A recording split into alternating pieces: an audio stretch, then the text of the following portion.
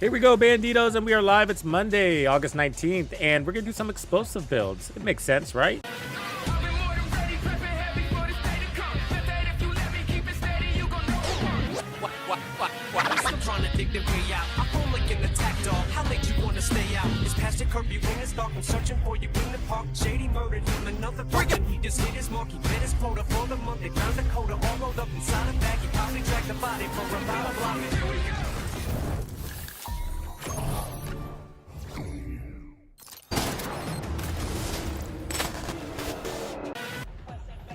All right, here we are. It's Monday, and let's make something explode.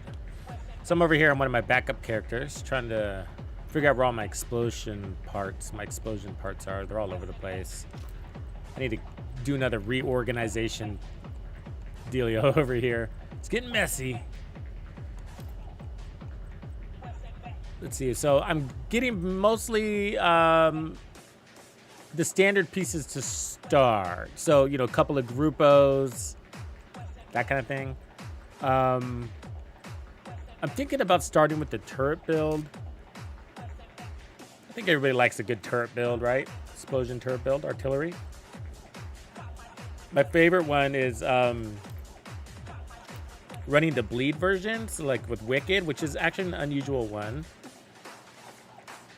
The original concept came from a fella named Epic Gambit, who was also really into builds.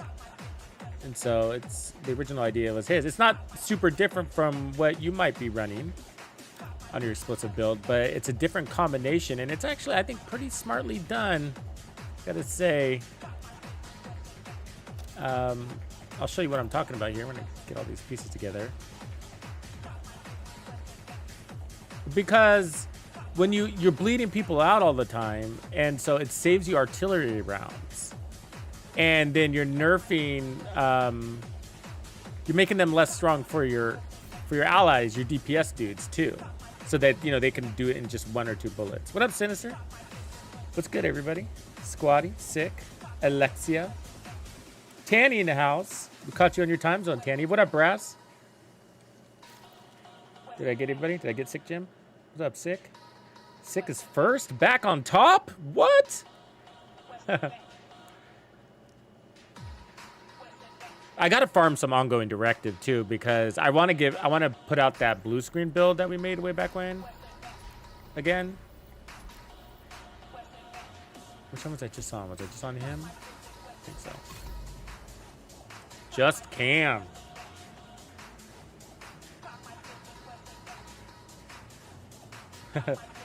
We gotta. You know, for this game, it's really interesting. I've been thinking a lot about it, you know. And I want to do a whole video on this topic, but it's such a good game, you know. And I'm loving the First Descendant. I really enjoyed Starfield. Some people didn't, you know.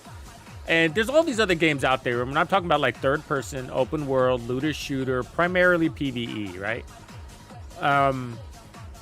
But the Division 2 it's got something none of those have. And that's got a really good like storyline. And I know it's gotten cheesy lately. Oh, look at my floor. Wow, I haven't seen that glitch in a long time. The glassy floor glitch. Wow. They brought it back, huh? New game feature. Yeah, so it's got that story behind it, and none of the others really do. But the thing about this story is that you can identify with it, right? Like, that's what sort of makes it different than even if those other ones had a story. This one you could identify with. I don't have shit over here, so I guess we hit them all up. And then not just, you know, and I'm not talking about just like the end of the world pandemic thingy, but I'm talking about like the layers of conspiracy with the government, you know, that's real. I mean, not like in the game, obviously, but like we know that that's a thing, and not just the United States governments, but like in others, and, you know, something you have to deal with, and you always feel like you're accepting the lesser evil, and we kind of do that too in the Division 2, right? Like, we are the lesser evil, so to speak. And then your character, right? You're identifying with your character. You have this main character. This is why seasonal characters would have been shitty. It's because it's like you got this main dude, and you're envisioning being that dude. Maybe you were a firefighter, a police officer, medic, school teacher, chef, whatever, but you were activated, right? You were hiding, you were a sleeper agent, and you were activated when shit hit the fan, and now you're trying to save the world as basically a lone wolf. This is a lone wolf game, and then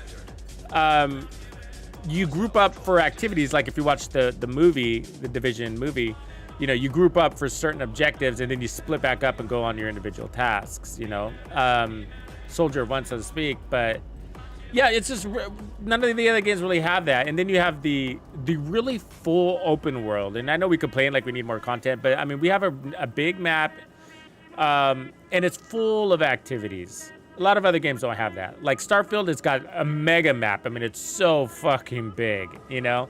And there's activities on those maps, but everything's repetitive. These games are, the point of these games are to be repetitive, which is funny, you know? But there are these things that this game has, and it's called the X Factor, right? It has an X Factor, and you can't quite put your finger on it. Like, what is it exactly about the Division 2 that makes it so good? Now, the part that I wanted to talk about was, well, what makes it so bad? What makes the Division 2 so bad? So fucking bad. Can you call it? I'm not going to say what it is. What up, Steve? I appreciate you, man. Thanks for that sub. I'm not going to say what it is for a second. I want to see you guys' comments. What makes the Division 2 so fucking bad? Right? So we covered some of the great things. And of course, there's the build system, and there's the smart enemies. I didn't say any of that stuff, but that's part of what makes it good. There's 1,000 things that makes this game good. One of them is when you ask any particular person, like, why do you love the Division 2? One of the first things they say is the environment, like, right? The outside. I mean, just the world design, the air. I mean, if you just look at the air, right? The air itself has texture. Do you see the texture in the air, right? There's pollen, there's bugs, there's life. There's wind on these plants. And there's wildlife out there, right? There's deer, there's dogs, there's birds, there's raccoons. That stuff didn't exist, by the way. So some of these games that you might hate the open world early on, you got to remember the Division 2 wasn't like that early on either. They added that stuff because player feedback. But yeah, you got it, Lowry. The devs. That's the worst thing about the Division 2. It's an amazing game, but the devs are really bad over here. And I'm saying this from experience now. Like, everywhere I go, the devs are better. Way better. Way better. You know? And so it's like, I feel like the Division 2 needs to sell its IP to a different studio. You know? I really do. They're fucking killing the game, man. And I'm not talking about just their bad development decisions or their inability to keep up, but just the communication and the management, the community management part is so bad. You know, it's like, fuck. There's nobody doing it. You know, they leave it to the content creators, but the content creators are getting frustrated, man, right? We're getting frustrated. Like, man, you're not helping us out, brothers. Okay, I gotta delete some shit. I don't get anything to delete. What's that about? Okay, so we're looking to make an explosive build. Let me see what I have already on me, because I'm full again somehow. Yeah, and so they make it tough on us, right? When they don't take our feedback, or they put out shit content 2 weeks in a row, and you're like, you want us to cover this? Damn it. You know? I'm a Ubisoft partner, but my soul can't be bought. You know what I mean? So I'm not going to be an ultra fanboy and say everything's good when it's not. You know, I'm not going to polish the turd. Because I mean, that's not what you guys need, right? You need real talk, whether you agree with me or not. But God, where are all my, okay, we got to go back out because I'm not seeing my pieces here. I mean, we got the Gruppos, but it's the backpack piece I can't find. Oh, that's my second Delta, by the way. Speaking of which, is anybody else dealing with Deltas? I've only been logged in for like 5 minutes, and that's my second Delta. I've seen the water gun. I knew about the water gun. You know, I'm disappointed by the water gun, to tell you the truth.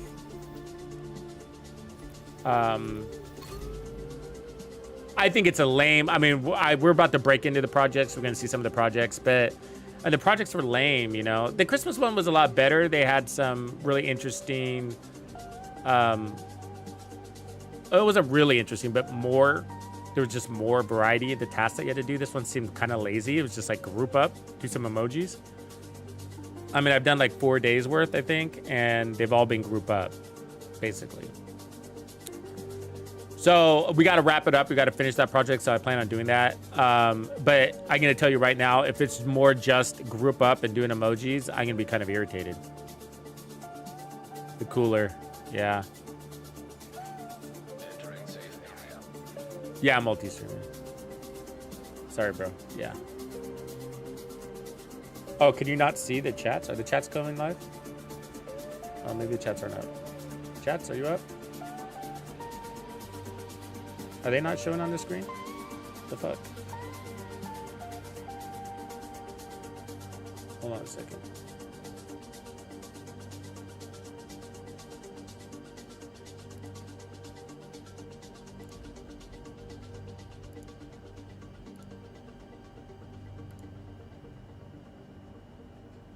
Yeah, the chats are usually shown on screen, so they're not right now. Let me figure out why.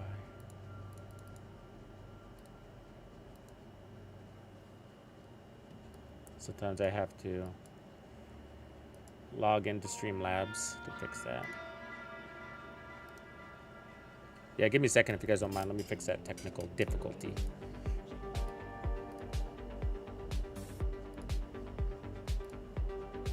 Because I like seeing your chats on screen.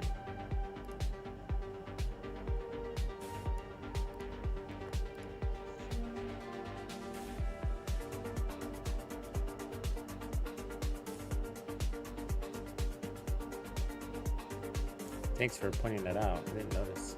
I wonder how long it's been like that. Jesus.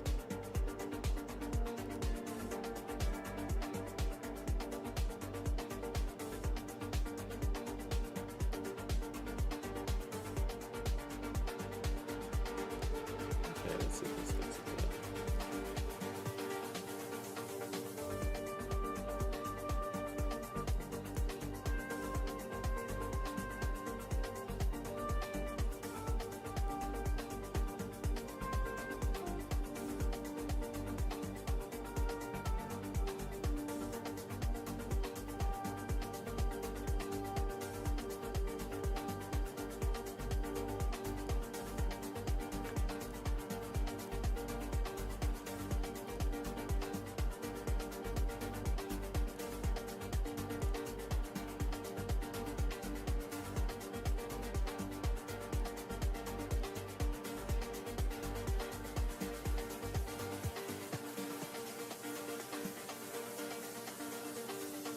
Okay, well, I refreshed it.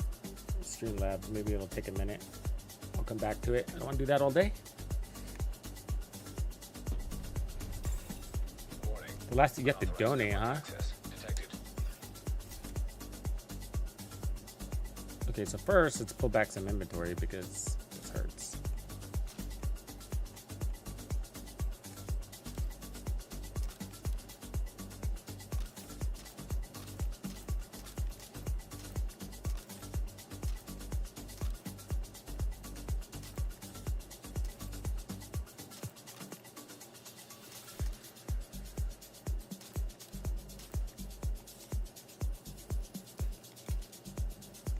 All right, that bought us a little bit of real estate. So we're looking for an explosive backpack. Wow, see, this is all gear sets. I don't expect it to be on this character, but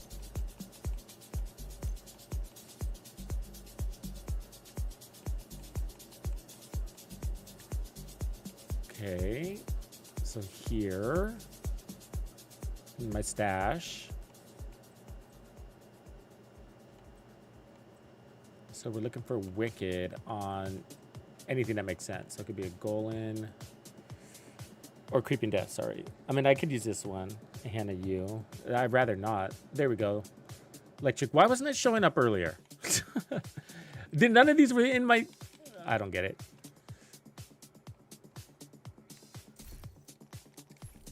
Okay.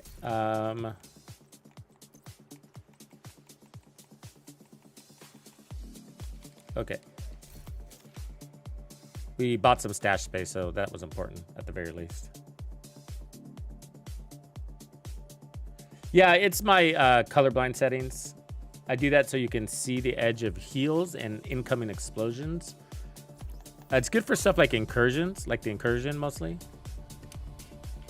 Or like when you're tossing grenades and stuff like that.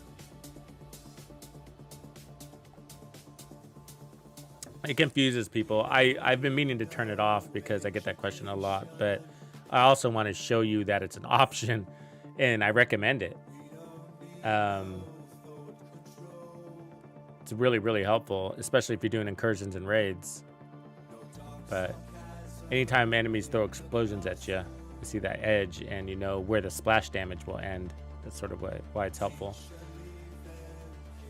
It doesn't help with incoming grenade launchers, though. Wouldn't that be nice?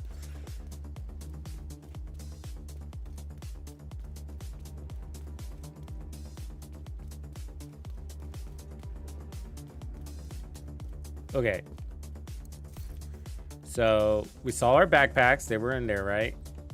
We know they exist. Okay, so we're looking for, there was a good one in there, not the Hannah U, the electric. So this is ideal. I would like skill damage there instead of skill haste, but we'll take it. Let me get my stash.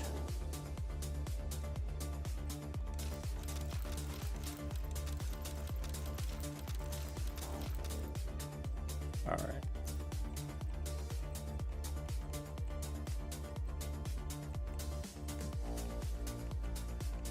right. Skill haste isn't bad because we're going to be using two types of explosives, and so it'll help with the reset of the other.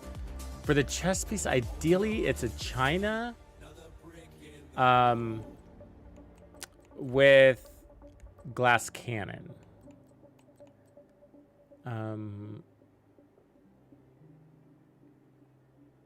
You could go that route. I mean, that's better than the electric on my backpack. I'll take it just in case. I don't have the China.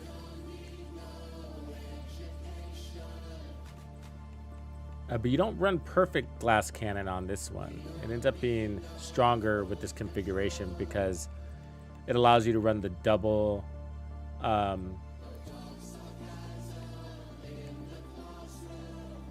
Grupo when you want that extra explosive damage. So it's got skill damage and skill haste. See, I would want status effects there. Take it though, because that might be the only one I have.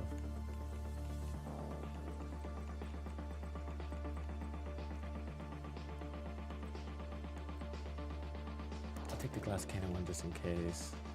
See if that's the best one I have. Okay, did we pull in the Grupos yet? Not yet. Okay, let's pull those in.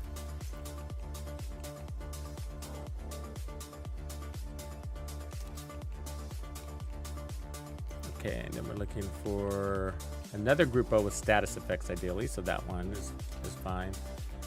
And then, what else do I run on this? I'll take the other options. Maybe the Picaro? I don't think I do, though. There's a China. Oh, Golan. That's what it is. Yeah. Okay. So you want to ramp up those status effects. Oh, that's right. It's the Vial Mask. That's what that's this. There we go. The exotic is a Vial Mask. So one more tick, right? And it's going to be a strong tick because you're running lots of status effects. Okay. So we're getting there. So we got electric back here, but it's got status effects and skill haste. We would like skill damage, but that's okay for now. Let me figure out. That's a word. Where we're gonna put Grupo. So we got skill damage, status effects there. That's what we want. And then you're gonna be really squishy, by the way, but you are gonna hit hard as F. Okay, there's the other one. And then over here, we're gonna run the Golan. But this China's looking nice, by the way. But the Golan is good. I like that China because it's got the right stats on it versus my chess piece here that's gonna have skill haste on it. I mean, this electric would be awesome if I had Golan as a backpack, or I might. Let me see if I have that. Let me put the China here. And then, cause see, I can put status effects there. So this can go in any configuration that you want. You know, electrics are pretty easy to farm. Let me see if I have.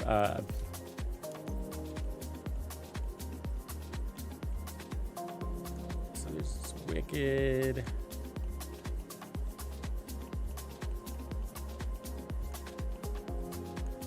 There's the Hannah Yu, a Creeping Death.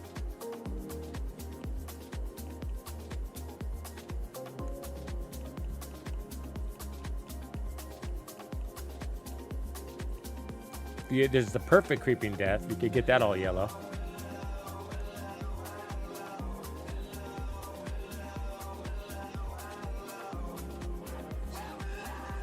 Yeah, I don't think I have the backpack variation to do this. Wouldn't that be nice?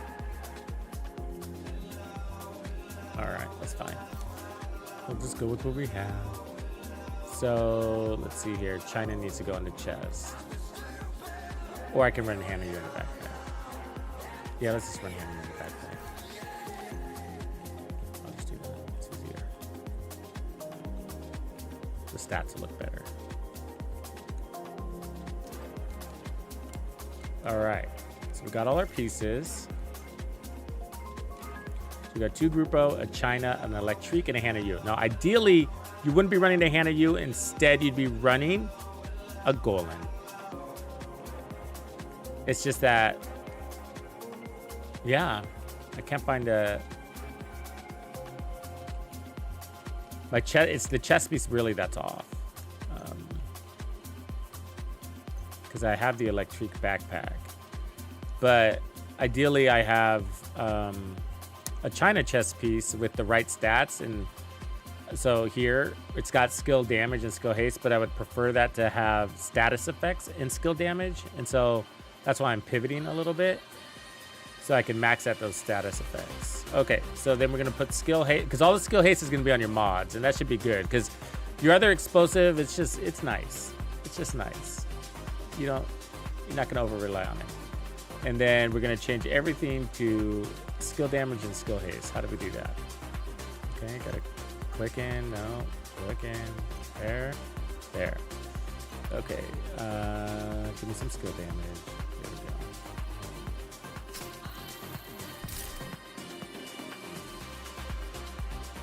The status effects does a couple of things, okay? Let me explain it. I hear you. The BTS gloves would be nice, but it's about the bio. The bio's more the magic sauce in this than anything. It's the bio and the bleed that we're really building around. You would think it's the explosions because we got all this explosion stuff, but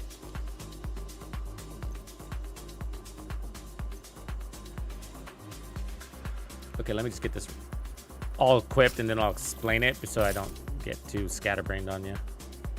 And then you got a couple of things, but whatever you run, this is important detail. Whatever you run as a weapon, it needs to have very high damage to armor. So the capacitor works because it's got 12% like a shotgun would. Otherwise, the Scorpio is a great option. The Sweet Dreams, in case you need to one-tap somebody. Any shotgun is going to work. A shotgun with... I mean, you might say the mop is the best one because you're not going to be doing a lot of shooting, but the mop is going to give you that added survivability. I don't have it here. So maybe I'll just take the Sweet Dreams. The capacitor could be tough, right? Because you're not really shooting that much. You're too busy trying to figure out how to aim your skill. At least that's me. At least that's me. You know, I'm that guy. You're over here going, why did I blow myself up? Okay, so everything's right. Skill damage, status effects, skill damage, status effects. This is not so much a solo player build, by the way. It's more of a team build. And then you have to run Demolitionist. That's going to give you more explosive damage. And it's the only way to get to your turret, so they kind of force you into that. So you want to make sure you have at least shotguns here. And then let's activate that. Cool.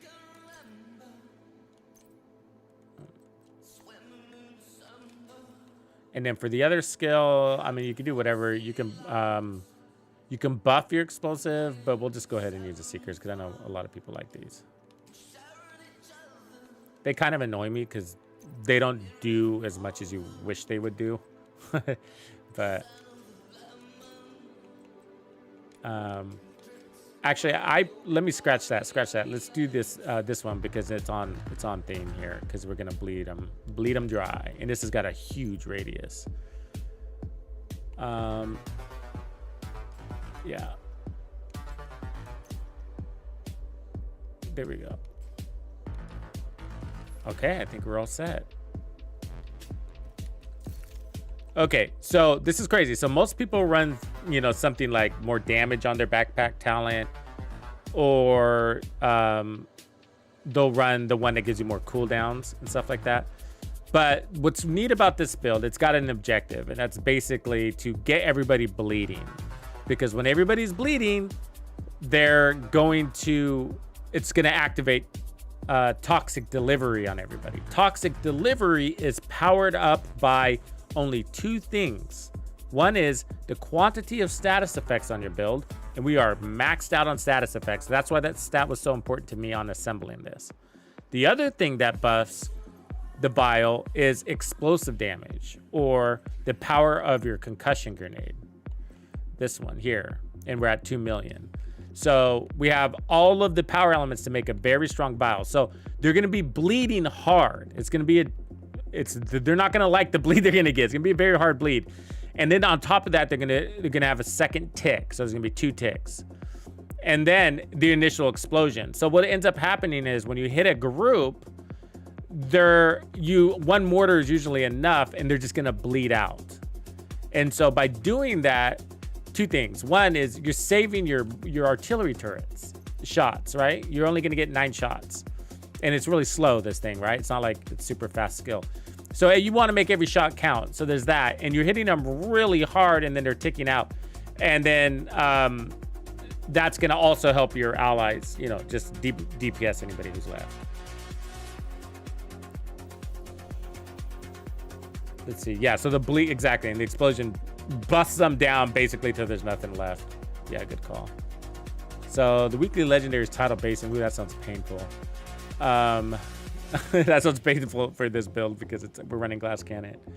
We could try it, but they send so many fucking explosives at you. It depends on how your team protects you here. So there's nothing too different about the build. Most people, when you can go, the configuration's about the same as you would see on any build. I mean, some people might put the waveform holster on and then just put skill damage everywhere with skill haste instead of status effects. So that's fine. It works too. All the builds are great. Let me see if I can get somebody hopping in around here.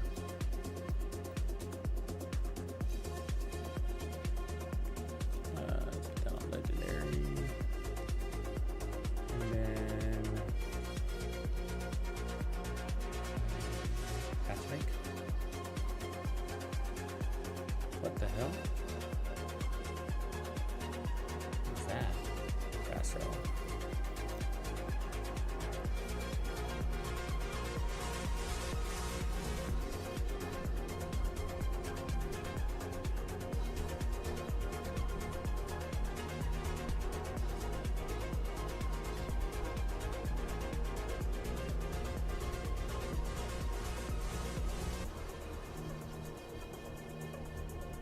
Oh, were you asking what build was I using before this? Or after? Steelers! What's up? You've got your objective. Don't let anything stand in your way.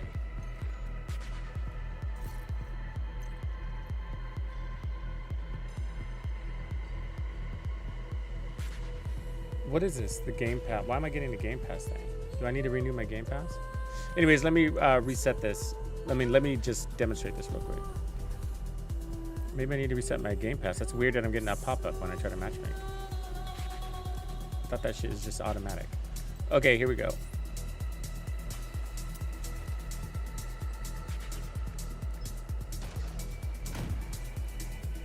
Whoops. I think we're killing too fast. There's nothing left of them to bleed.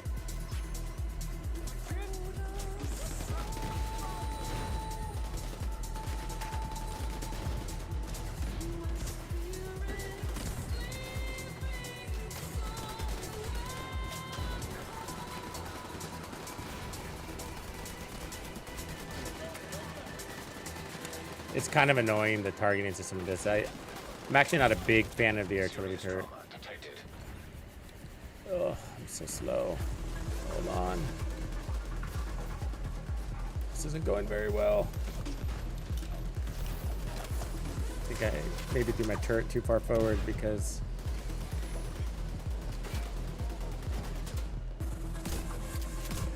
Get out of here. Yeah, I think let me just restart. I'm dead anyways.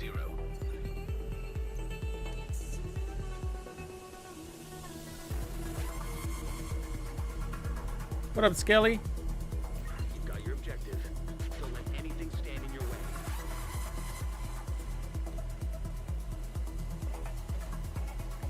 Let me put it back here instead. This barrier thing up here is really annoying.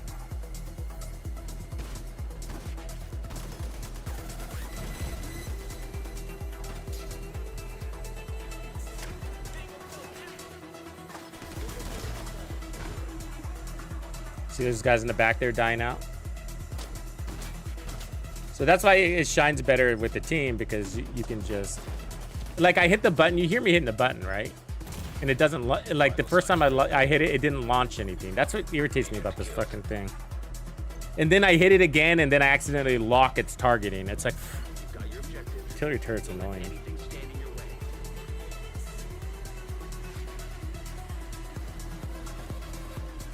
Let's try it again. That's what's getting me killed. It's the stupid mechanic. Okay, here.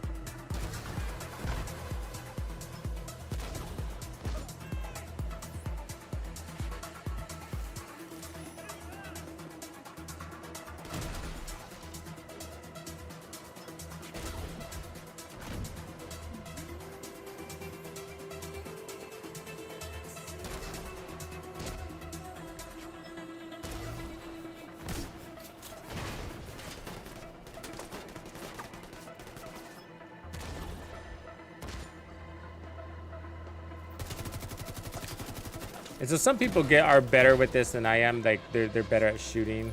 But as you can see, like I don't even use my gun. It's just too tedious to pop out there and.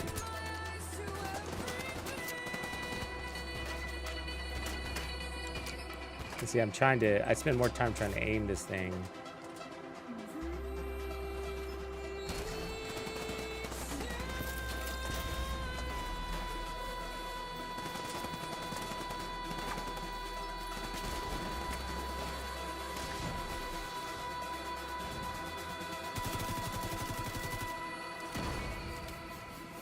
Cooldown's about 11 seconds, looks like.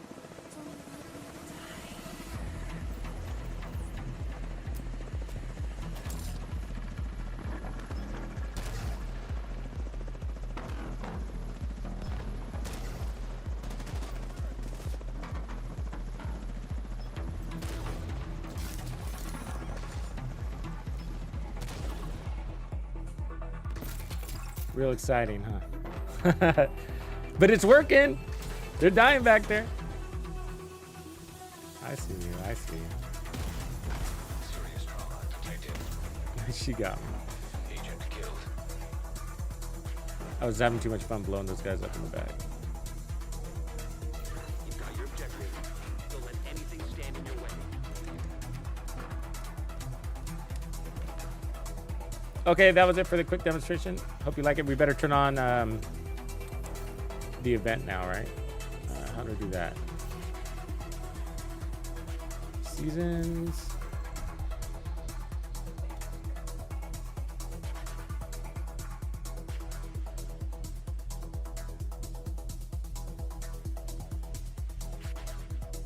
Hollywood. Oh, and then we got to look at our projects.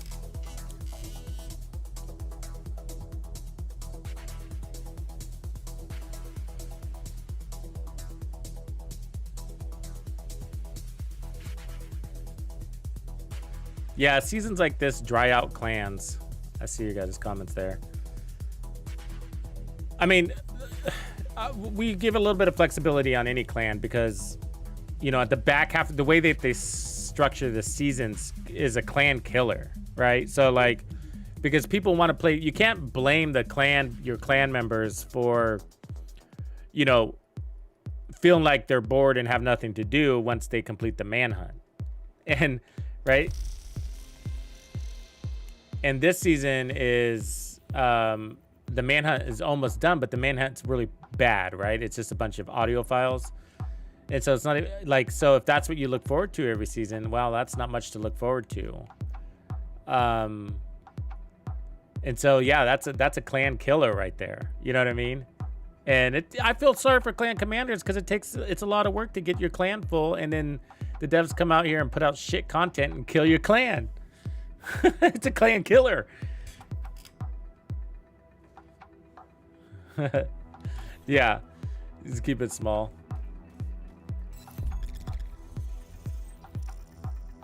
Okay, let me save this build because I'm gonna take it apart and run something different because I'll run this when I can group up, but it looks like I gotta fix my Xbox account, my ultimate account, whatever it's called.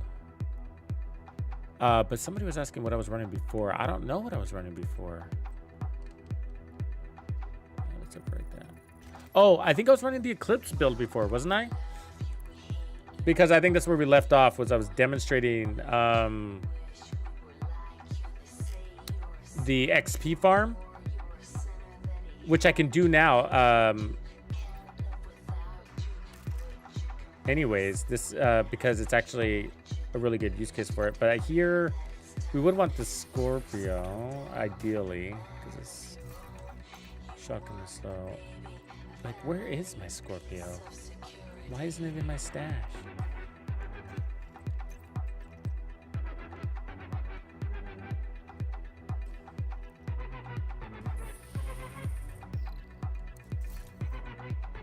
So weird. All right, let me go get my fucking Scorpio now. Log out of this character. Log into another character.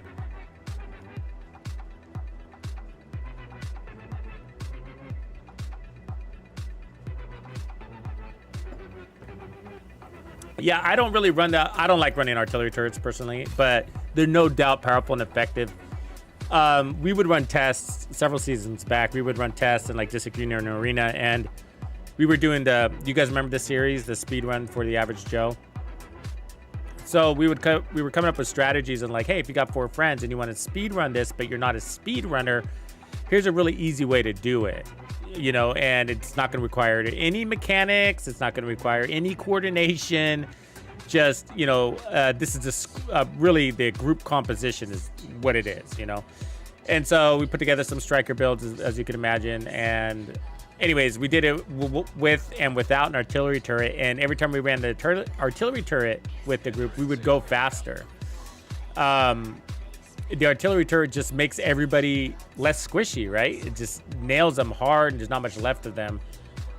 But more importantly, what I'm bringing up was it was really hard to compete with that person, like for kills. So we would go through this thing speed running, and he's got to disassemble and reassemble his skill, right? And that thing hardly puts out a shot, but it hits so many people at the same time and then bleeds them out that he, in many cases, not 100% of the time, but he'd in many cases get more kills than the lead killer, than the lead DPS person. The artillery turret guy was getting more kills than the best DPS build in the game, basically. You know, that's amazing. That's amazing, and that's how strong the artillery turret is. Of course, you're very squishy, which is one reason why I don't play it solo. I don't think many people do they? I'm sure somebody does out there, but it's kind of a pain to play solo because the enemies are smart enough to get in your face and you die. You just die. You kind of got to get used to dying and just, you know, it's not a bad thing to go down, right? It's really not. With an artillery build, you're so useful. When you go down, you know, hopefully your allies realize how useful you are and they should come and pick you up. So it goes like that for an Eclipse build and a healer build, you know. They're pretty darn useful. Too useful to let them rot in the ground. All right. So here's our XP farm build. And normally this is weapon damage, right? Yeah, there's skill tier. So let's change that.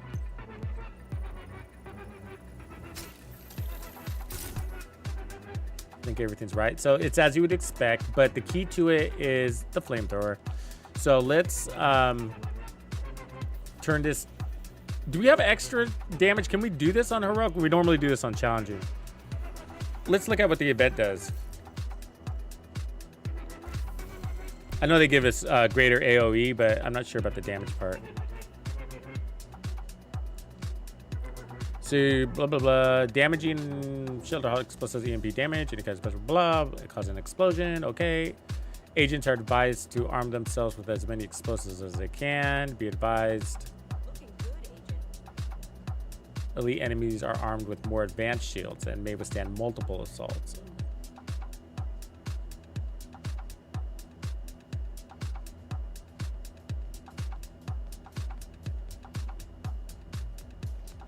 It doesn't sound like we're stronger, does it?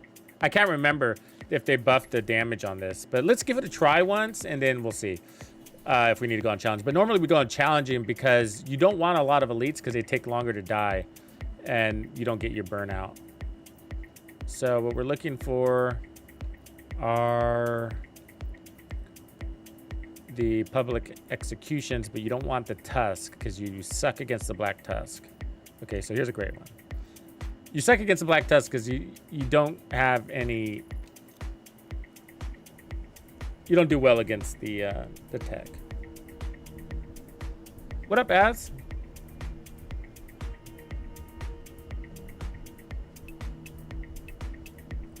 Yeah, they take forever. Well, it also Skeletor, it also causes me to like double hit the button because I'm not sure I'm not sure it heard me, you know? So I hit the button, be like, okay, are you gonna shoot? Maybe I didn't hit it hard enough. Protected hostiles detected. What do you guys think about the lock on target function of the turret? I don't think it should be there. I think they should remove it. I don't think it's used enough. Let's see, is there a shortcut this way or to my left?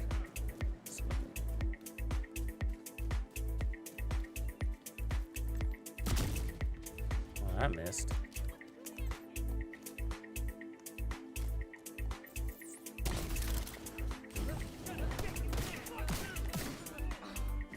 So I'm getting some ammo here. So the first time you do this, you gotta get yourself some ammo, which we didn't get any. It was fantastic. We'll turn on directives too in a minute. I just want to see how this is working.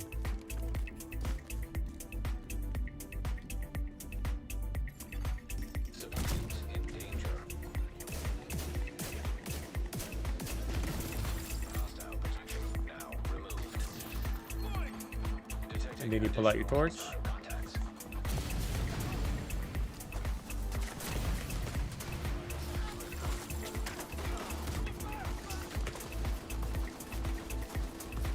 Oh, see?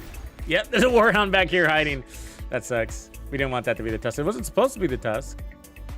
But they take a little longer to die. It looks like they still die.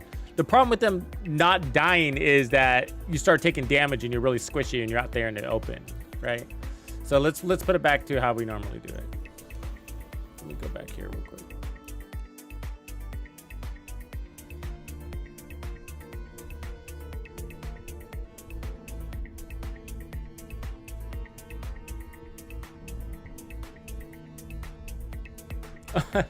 Holy shit, Toxic. You got 19 mementos, though? That's impressive, man. Yeah, it drops in countdown. That's insane that you're not getting it. Are you opening up I'm assuming you're opening up the caches too, right? But yeah, the caches are worse because it's going to give you everything in between.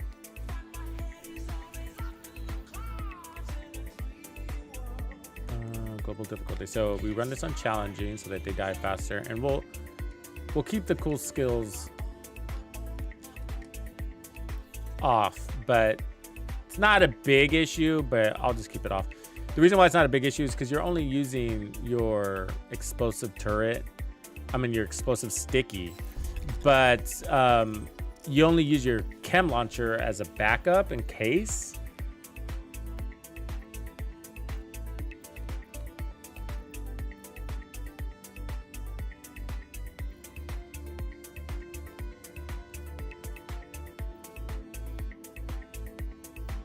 There we go. So you might also avoid we were talking about this last time, the outcasts, because they got that big heavy. I mean, for the most part, like if you can stay within the true sun zone, you're better off. But with the outcasts, they'll send that big old hammer guy your way.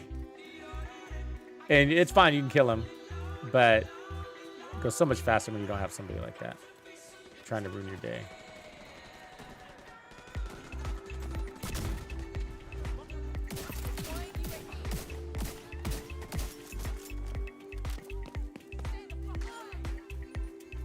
God, are they not dropping that special ordinance we discussed? What's the deal?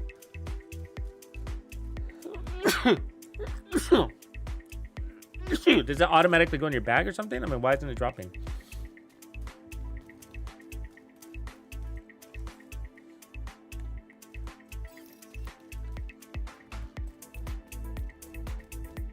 Maybe I just have bad luck.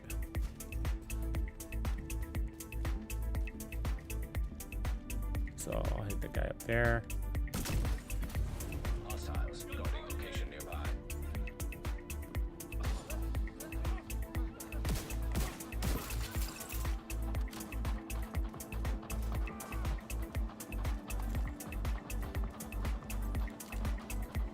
Why do I feel weaker against these dudes with this game mode on? What's that about? Maybe you are. I mean, they should have melted like butter, man. There's 2 guys still standing.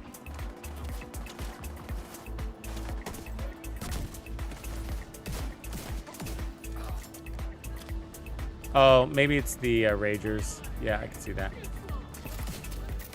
Yeah. Okay. Stupid directives. All right, we're done.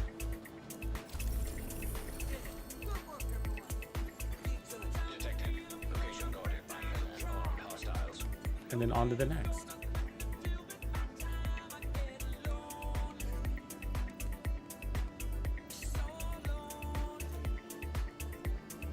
Not every time, gotcha. Ooh, you're rebuilding? That's brave, Jester. Real brave. You're rebuilding, huh? Oof.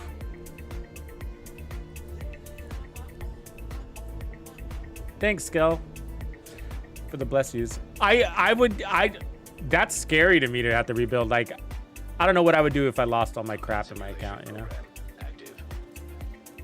Because, see, farming has become a lot easier in the Division 2 because of Countdown. And then they added targeted loot sorting. You know, like with Countdown and the Summit, that wasn't always there. But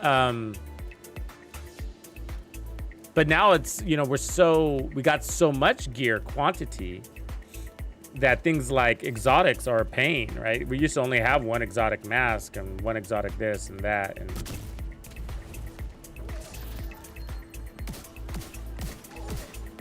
so I think these guys come from the back. So then on the second group, you kind of remember where they come from, and then you hit them with your torch. And they're done.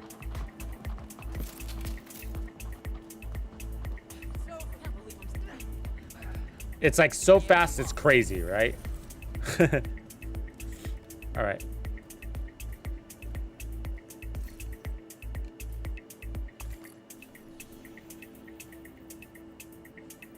It feels about the same with this game mode on that we have right now, but they're gonna oversupply us with ammo, but we don't really need it.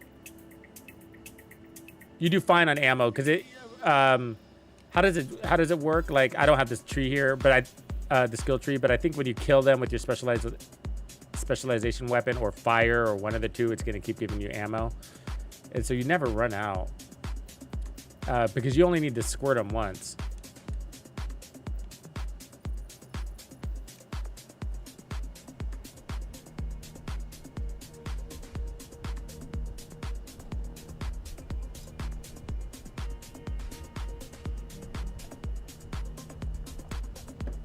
Yeah, I don't use the flamethrower too much, Cassie. This is like the only time I really use it. But this is also my speedrun build for those league events. Like if you want to do a league event really fast, the only thing I change is I'll put the Lady Death in my hand so that I also get this, so I can sprint from section to section faster. Yeah, tip of spears, yeah. But in this case, we're looking for the spread just because ammo's not really an issue. We only need to hit them once. But maybe for heroic, you would. So let's see, is it a shotgun in hand or not? No. So let's hit this guy.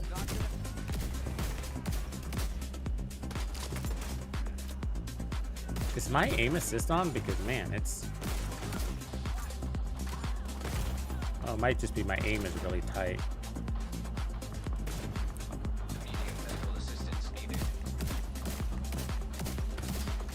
This is a little tough. They got all spread out.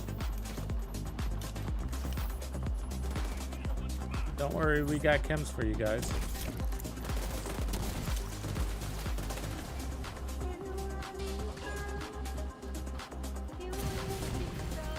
It's a little cleanup work.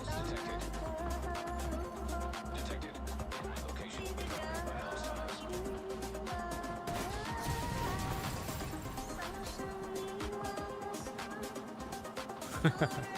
I forgot about that extra explosion thing that happens when you destroy the shields, right? They blow up when you... There's a collateral damage thing in there, isn't there? I gotta check that out. Ghost! Are you making it rain?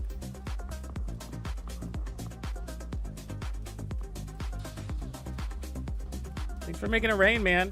Let's see what he has to say. It says, hello, Tux. Imagine if RPG shooters had damage armor levels akin to normal shooters and builds. We're exclusively based more around aiming, stamina, speed, skills, and more human aspects. Yeah, imagine that, right? I mean, yeah, I wish that was something that we've been asking for to a degree.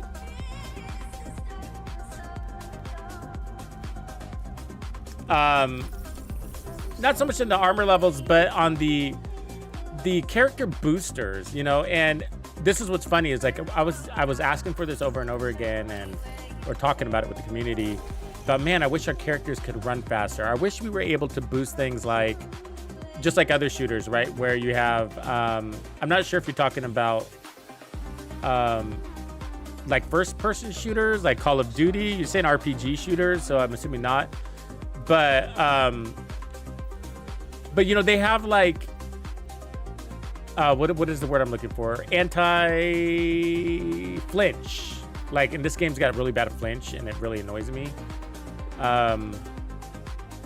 Like you could be standing in front of an enemy and shooting them in the chest and miss your shots because of the flinch, and it's like, come on, give me a break, right?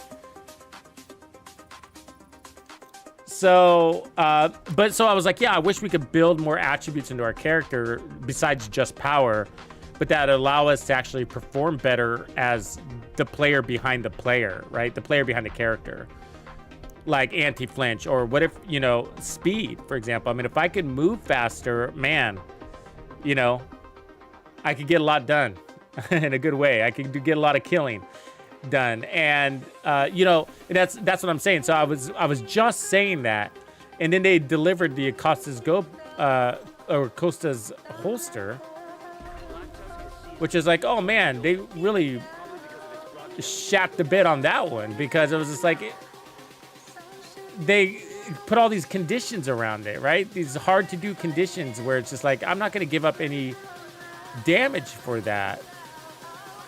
Best in slot knees or something like that, right? And so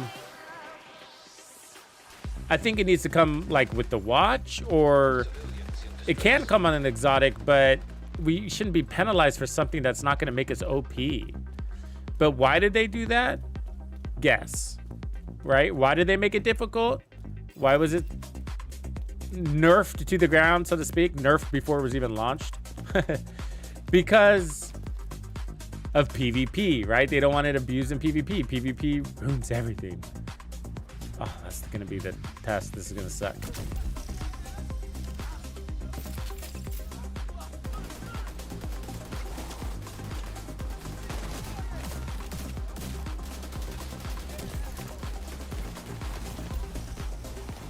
Yeah, that tech is, and then there's a Warhound here.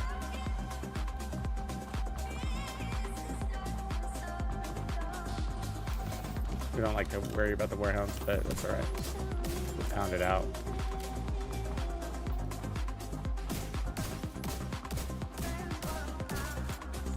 Yeah, but I would like that. I mean, like, I am kind of irritated about how slow my character moves. I mean, look how this is running for him. It doesn't feel very fast. And look at that tuck and roll. I mean, it's the slowest tuck and roll on the planet.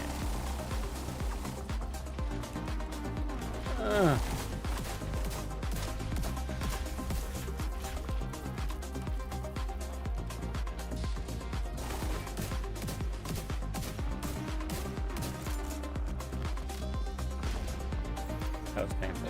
All right. Let's find somebody to burn and not get tanked tanked to death here. If you can get them at their near their spawn, it's better because they're clustered more.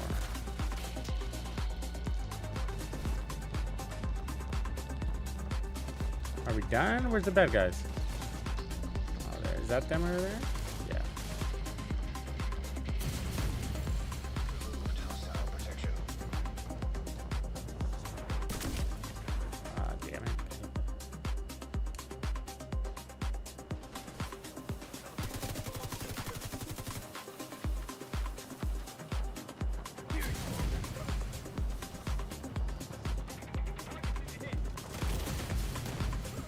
Serious trauma detected.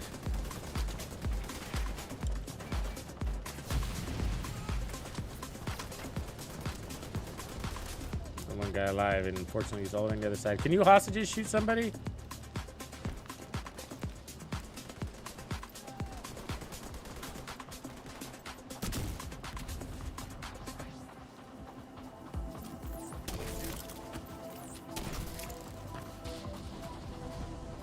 Really? Where are you? Ugh. Immediate medical assistance needed. Jesus Christ, I cannot get him. Agent deceased. Sorry, the controls are feeling a little clunky for me.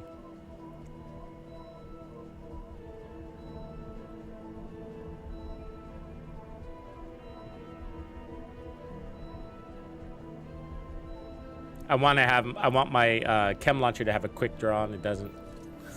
You gotta pull it out, point it, shoot it with a different trigger, and then you can ignite it. There's 3 steps to that thing. Pull it out, which is slow, point it, shoot it, 4 steps. 4 steps to getting a chem out. Where my sticky, 1 shot. Right? The big difference. Big difference to your survivability. Let's do that again. So equip it, point it, that's 2, shoot it, there's 3, ignite it, there's 4. 4 steps to that fucker. You know? I don't like it. I don't like it. All right, what's the projects, by the way? Water? Donate water? Really? That's the project? Oh my lord. Donate water is the project. They want me to log in to donate water so I can get this Odia cowboy emote that looks like or something. Paint. That was the project. That's exciting. Exciting. All right. And we got the cooler too? That was it? So we completed it?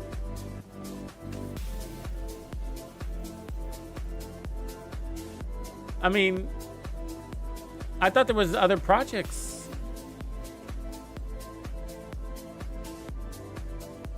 It says a new project is coming in 4 hours, though. I mean, what's that about?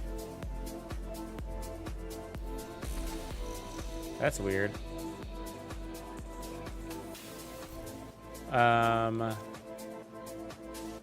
let's see what it is, I guess. So we got the skin. Signature weapon skin? Really? Hey, that's kind of cool, right?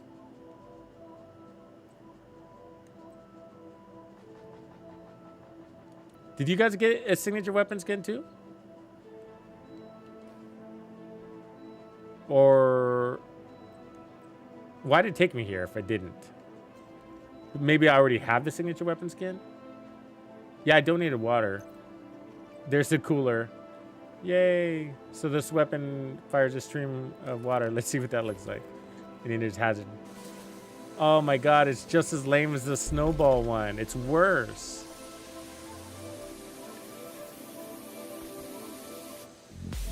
I mean, it's funny. Looks like you're taking a leak. It's like you go stand in a corner. Like, nothing to see here, folks. Nothing to see here. Taking a leak in the corner. Nothing to see here. Anyways, it's What I mean by it's just like the snowball gun is that the arc on the shot is really annoying.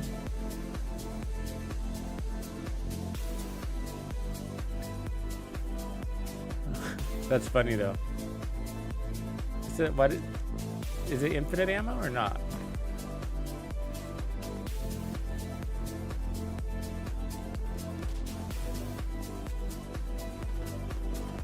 What's that symbol underneath my ammo count? It makes it look like there's infinite ammo, but then is it a cooldown thing? Hold on, we'll kill somebody and figure it out.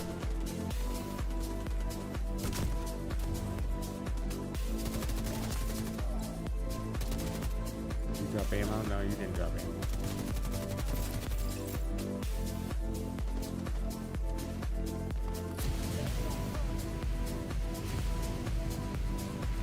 Are you immune? What is that? I mean, am I not hitting him with the fucking flamethrower? That is the strongest fire in the game? I'm about the Delta, aren't I? What is that? Why did that not... I am so confused. I am so confused.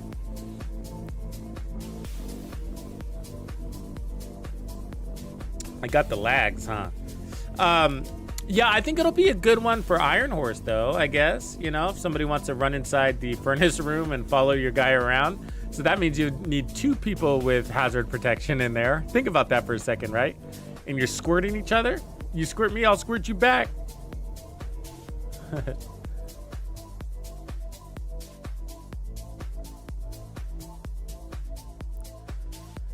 What up, Spada? Yeah, I mean, they need to drop the Division 3. The devs just need to stop going MIA, man. Like, they're MIA, right? They're missing in action, these fools. Like, where are they right now?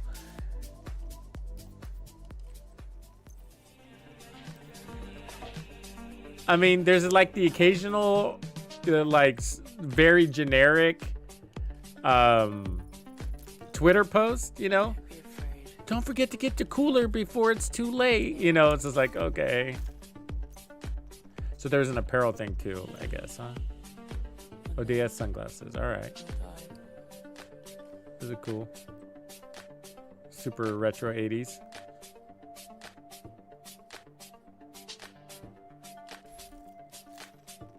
All right, enough of that squirt gun. But I am curious about the ammo situation, but I'm really not gonna recommend it for anybody, so. Because I struggle to see the application. You see my point? Like, well, the only real application I could think of is like one of those heavy hazard protection situations. Like Iron Horse, there's all sorts of hazards in there, especially the fire ones. But in order for it to be applicable, you need the person that can apply the hazard protection to also go into the hazard.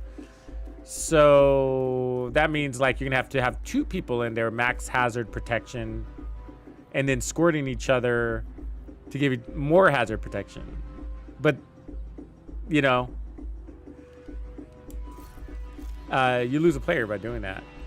And so I'm trying to, I don't see the application too much.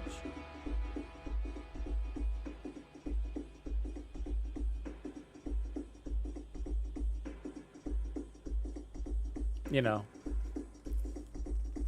And why did they put such a short timer on everything?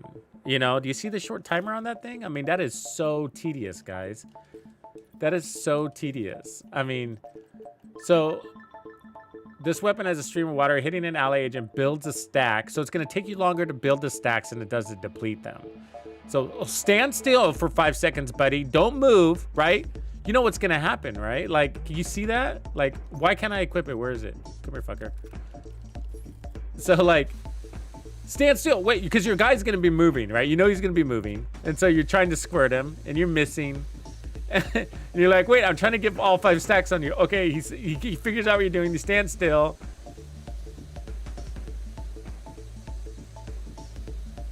But there is no ammo to it, so you're not supposed to be able to run out of ammo, right?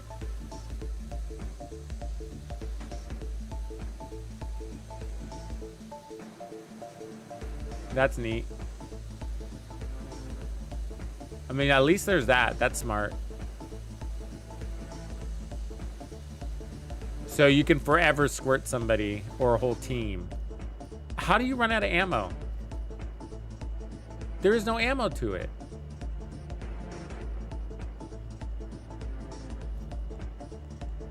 Yeah, you combine it. Yeah, healer build or cavalier. I could see that.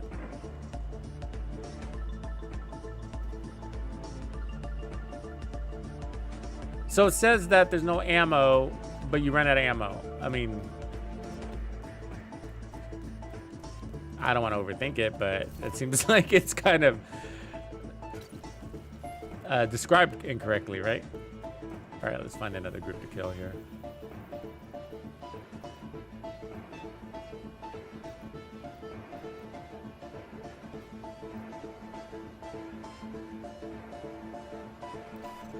Actually, scratch that. Let me put on a sticky build, because I'm not really having fun in challenging mode right now. If you guys are cool with that. I'll do a video on this one outside of the event, because this is an all-around good XP farm build. Also, control point nearby. And I have it saved and everything, and I pop it out from time to time anyways. But I'll do just a video on this.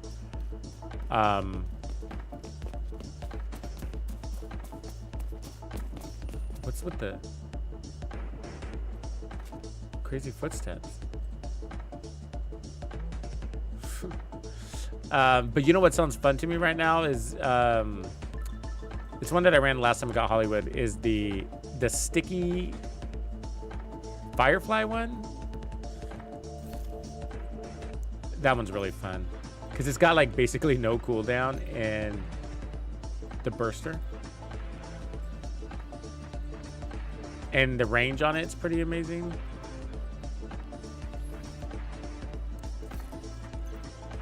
So let's see. I mean, you can run it with a lot of options, but I typically run it with a determined option, so you don't have to aim. You just, you know.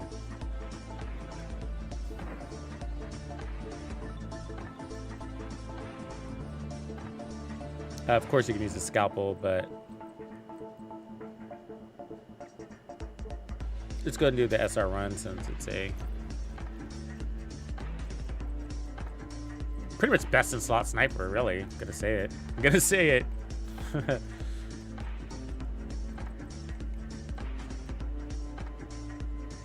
Okay.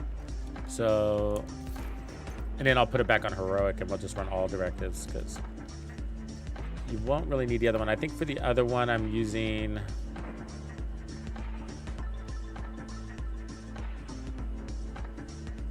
I think I keep the sticky on. I mean, we can run an EMP also.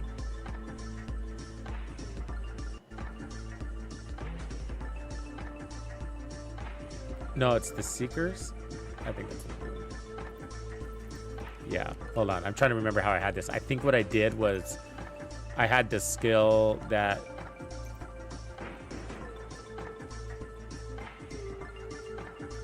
it's the perfect, yeah, that's what it is. It was the perfect Empress backpack.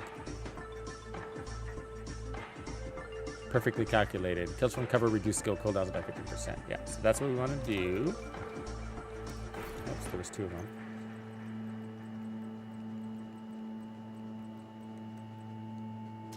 Got a red one, which is probably going to scare people. So, let me see here.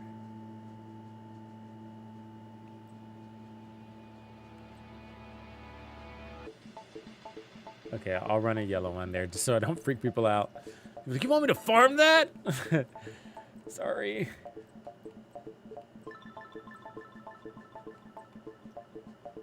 And then Habsburg, we can do Habsburg. You don't have to put a ton of explosive damage because you're going to be one-shotting things too.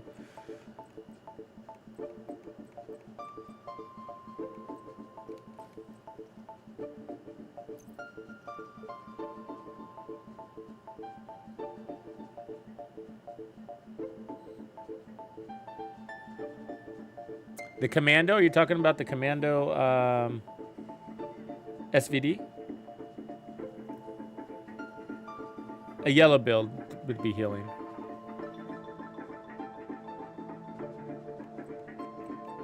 If I'm understanding what you're saying. So, like a two-piece Habsburg, a Picaro's holster could be good. but this is ideal. The Gruppos, 2 all red Gruppos would be good, which I think I also have. Let's see if I have those with me, because they're easy to craft. Because Gruppo typically comes with red slots.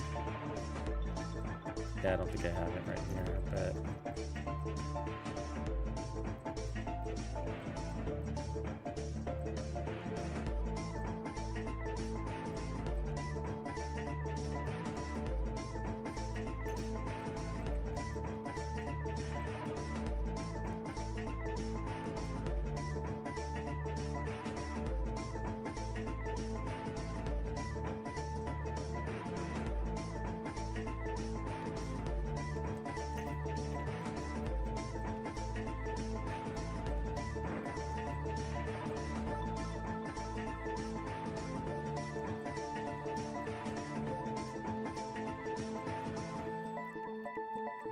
Chain cover chest.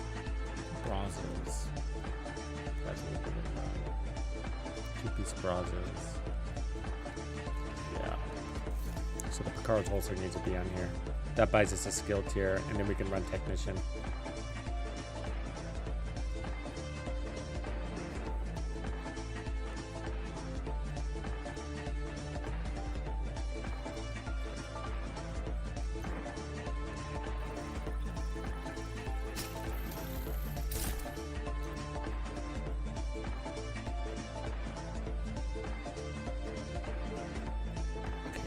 Brazos, headshot one here. So that gives us a skill tier with skill haste, which is nice for the skills that we're running. And then I put a skill tier there, a skill tier there. And then technician will give us another one. So I think we can go reds from this point.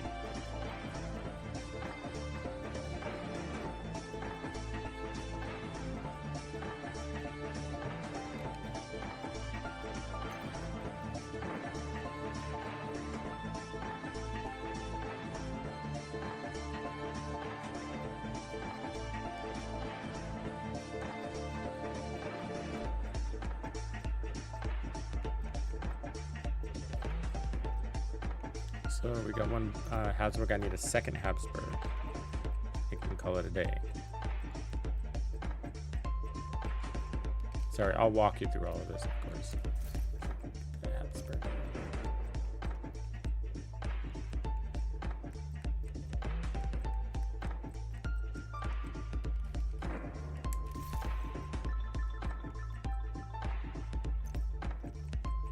So I'm going to put the China here then.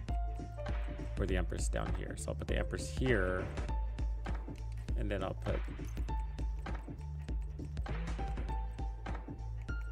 Habsburg up here. There. All right, so we got our 2 Habs. We don't need the armor.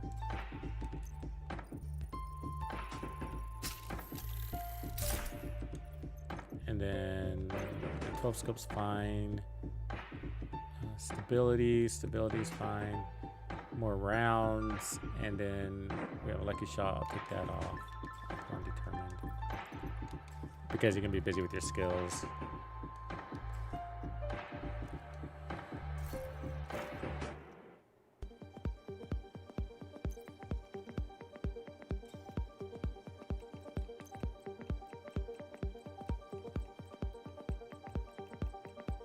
And that's it. So what I'm looking for out of my skills are really fast and easy to use skills, so that any of the quick deploy skills are good, so that you can stay, or this is good too, because you can just drop it on the ground and let it go. But the stickies are good. The pulse takes a little time to charge, and it doesn't have the radius at which you can play. So and then we'll use the clusters, but like we're gonna be playing deep, and so we're just gonna spam our skills and play super deep. And then let's go ahead and change all our directives here. Change global directives. Let's go ahead and put on skill tiers, and then let's reset control points. But wait, let's change our difficulty to heroic. Confirm that, and then let's change our specialization. We're gonna put on technician, pull in the skill tier.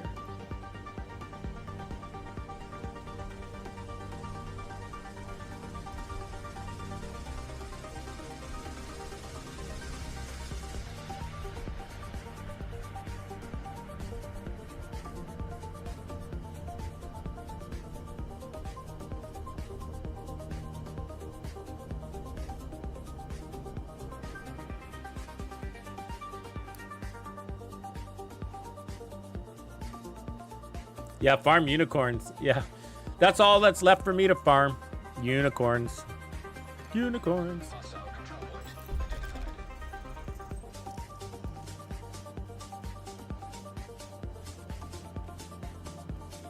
But they're so rare. It's like, I mean, the ones that I'm looking for are so rare. It's like you're talking about standing at the crafting bench for like an hour and just crafting. It's the most efficient way to get those unicorns.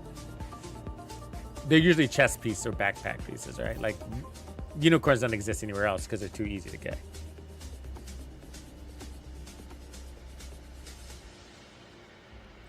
So take off the assault rifle, put on this. And I guess that's fine everywhere. So let's activate that. All right, how are we looking? How much skill tiers? So we got 4. And then we can, let's check our stats before we re-roll things. So we need to make sure we got 150. We're at 231.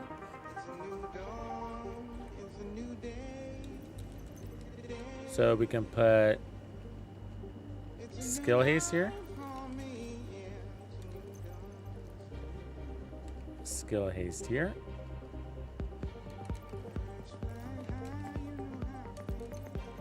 And then skill haste down here.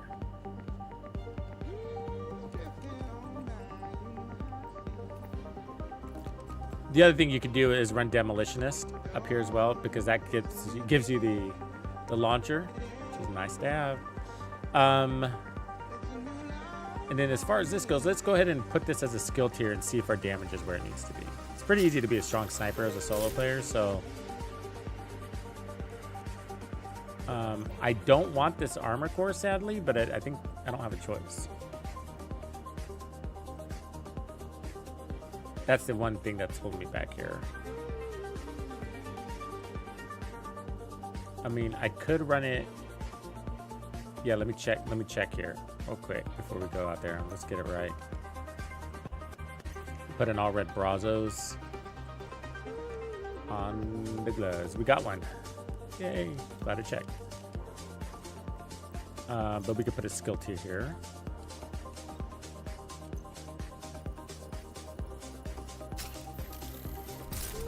All right. Let me take off the card so we're not confused, because that screws up my stats. So there we are, 6 skill tiers. Right, so we got 1, 2, 3, 4, a 5th one from the double Brazos, and then the 6 coming from Technician. So 6 skill tiers, 2 red cores, and we're running Headhunter to chest, double Habsburg. It has status effects here, but I'm just stuck with that. Headhunter is key. And then we're running the SR1 because it's a really good sniper, good base damage. Look at it, that's 1,000,000, and think about all the yellow cores we have. 12 expertise, I recommend that on any weapon that you enjoy. At the very least, put 12 expertise on it. It doesn't cost any rare materials to get to 12 expertise on a weapon. Yeah, so pretty straightforward. Skill damage and headshot damage are your stats otherwise. Skill damage and headshot damage, and then skill haste as a substat, but your still primary is your one-shot capability, so you don't want to lose that. And then the skills are more of a crowd control feature.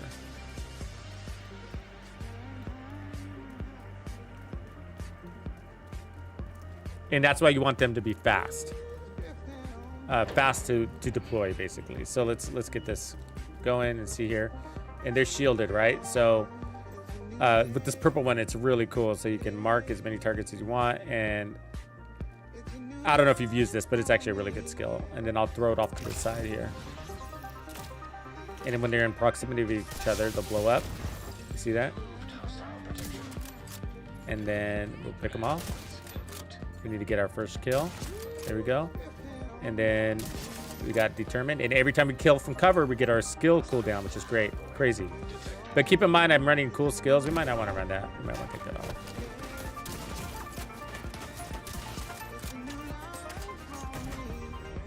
Really? The turret nailed me here. Behind cover. Bullshit. So The trick to it is it's simple. Just be behind cover. Play from cover. That's the trick to it, because that's what's getting you your cooldowns. From whether it doesn't matter if it's your skill getting to kill. It doesn't matter if it's anything else. Or your weapon. Wow, they're really shielded up, aren't they? Detected heavy ammunition. Protected hostile restored. Hostiles detected. Oh, you're dead. No, you are too. So that's a quick deploy right there. So just double tap my button.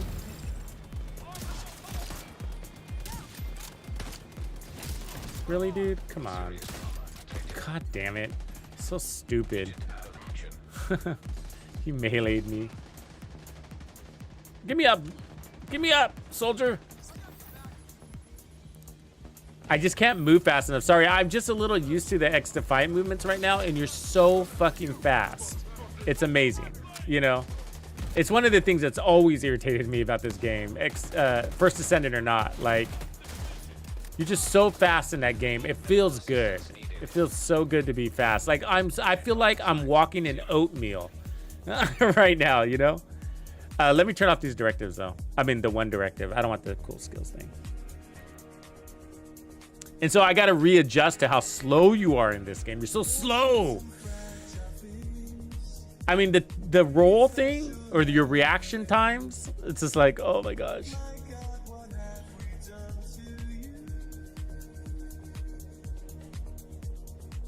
But I've always said that I wish that was one thing that they would change. I mean, like, it's the biggest thing for me in many cases is our movement speed. I just wish we were faster. I mean, I do wish we could actually put out a good melee too, but don't you guys? Don't you wish you could put out just a really good melee from time to time?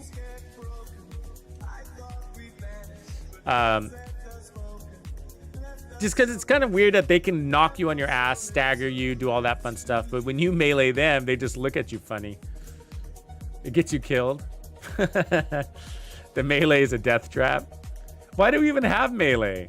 Honestly, why do we have melee? We shouldn't even have it if it's gonna be a joke. Okay, let's play it for real. So you can play with cooldowns, but you know, the build shines better when you have both skills at will. Let's do it.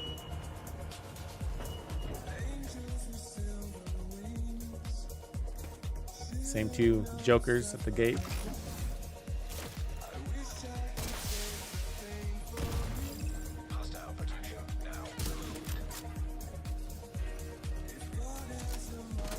Oh, I gotta remember the ammo thing. That's gonna plague me too.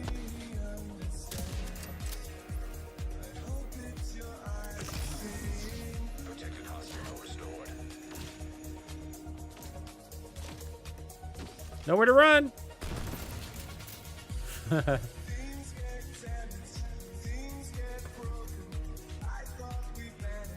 Like, what the hell?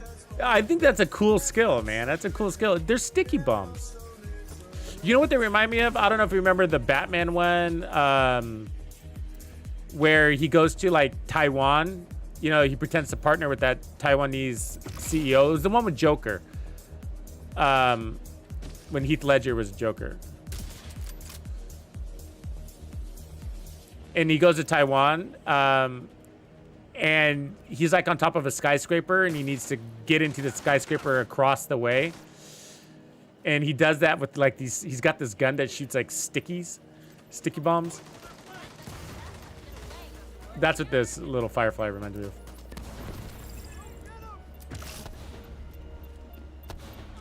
Batman's gun. God, they move a lot, huh?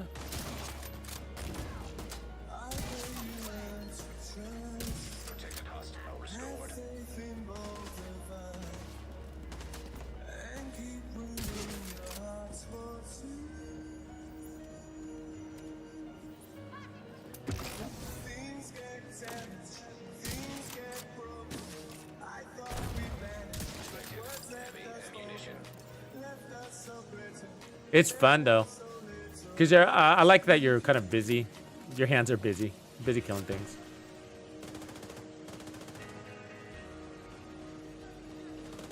How did nobody get?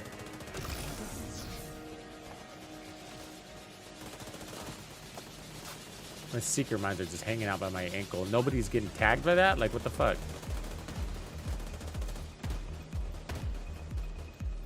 Okay, let me get closer so my seeker can wake the hell up.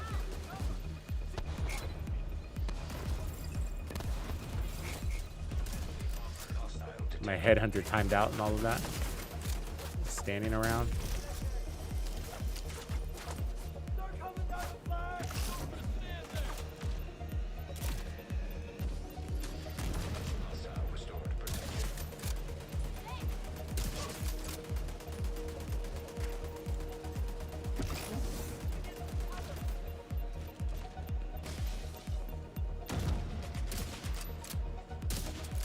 Be still. There you go.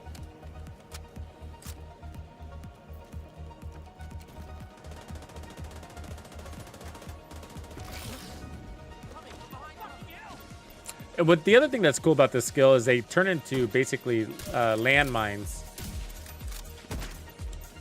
So when they're dead, if they have an unexploded ordnance, then they're gonna be basically a landmine for somebody else who comes running by.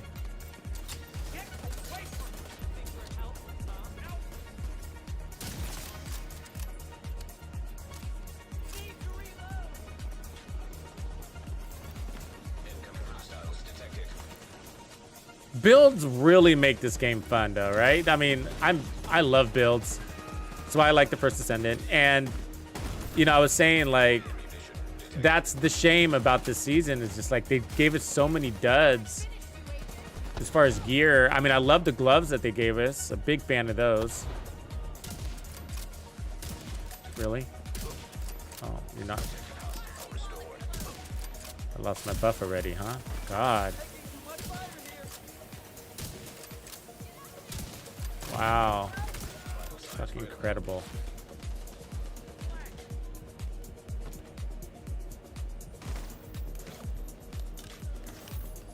Yeah, I don't know if this is the best event in the game. I mean, it's fun. But how heavy they're shielded is sort of dumb. And it's not that I'm not into a challenge, but one of the problems with the Division 2 is has always been how tanky the enemies are, and anything that makes them more tanky or invulnerable is just a bad idea. Because it kind of puts us into that position, like, you know, where we feel like we need to be more powerful, and where we feel like we need more build diversity and just crap like that, when we don't necessarily, I mean, we do, but we don't necessarily. It's just that the devs need to stop making the enemies immune. I mean, you know what I mean? That's just...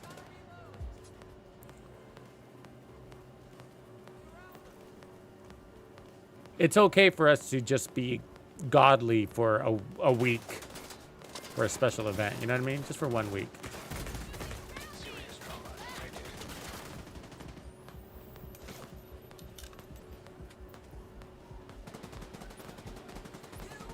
You don't want them to be too easy, though. You know what I mean? But the enemies are already tough.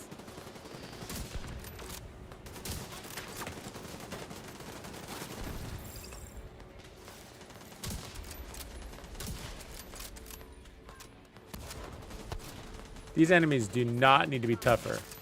And I know when you've been playing this game for 7 years, or 6, that if it all feels relatively easy,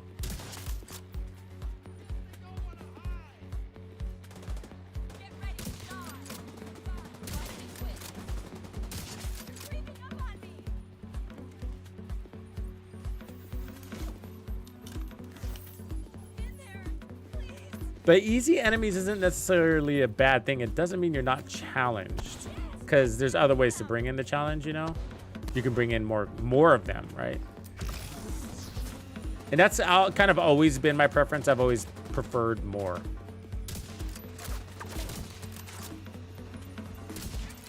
quantity of enemies. Like, I always bring up the original Call of Duty zombie mode. That was one of my favorites, man. Just like way back in the day one, you know? Where they were like Nazi zombies in the dungeon. I love that one.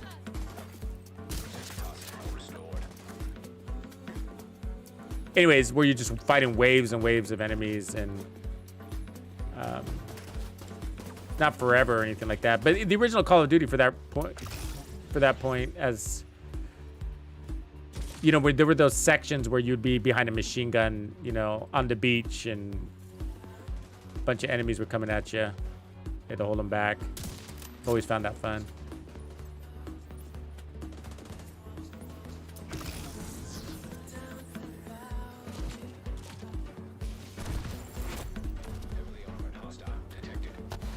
Yeah, speaking of options, Alexia, I think it'd also be cool if they gave us an option to play these global events whenever we wanted. So they were just in-game modes. I mean, I think that the game is old enough to, and that these are old enough, that they shouldn't be on some sort of calendar anymore. I think they should just be there. It'd actually be an excellent way to get more out of their investment in game modes like the Summit. Imagine if that's one of the unique things about the Summit, where you can go in there and turn on the game mode and 10 directives. I mean, that would be awesome. See if you can make the 100th floor climb with all directives. I mean, I would love that. And I know the Summit's, you know, kind of boring visually, but man, it would definitely get better, wouldn't it? You wouldn't be worried about how visually not stunning it is. I mean, look at this turret back here, just wailing on me.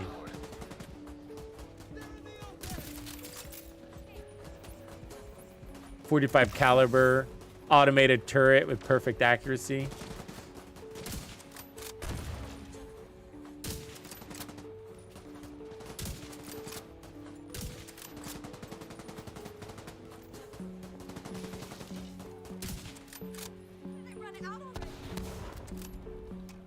They dodge those seekers a lot, man.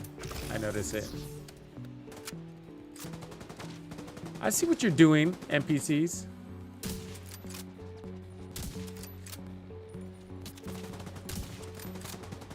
I might put up back on the TAC 50 and just call them on their bullshit.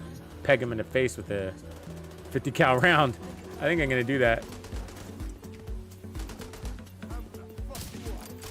It's like right here, it's really slows you down to have to throw 13 skills at this dude. And he just dodges it. He just dodges all of them. Yeah, I don't even care to kill him anymore. Forget it. Demotivated. Let me go put on my TAC 50 so we can just not deal with that.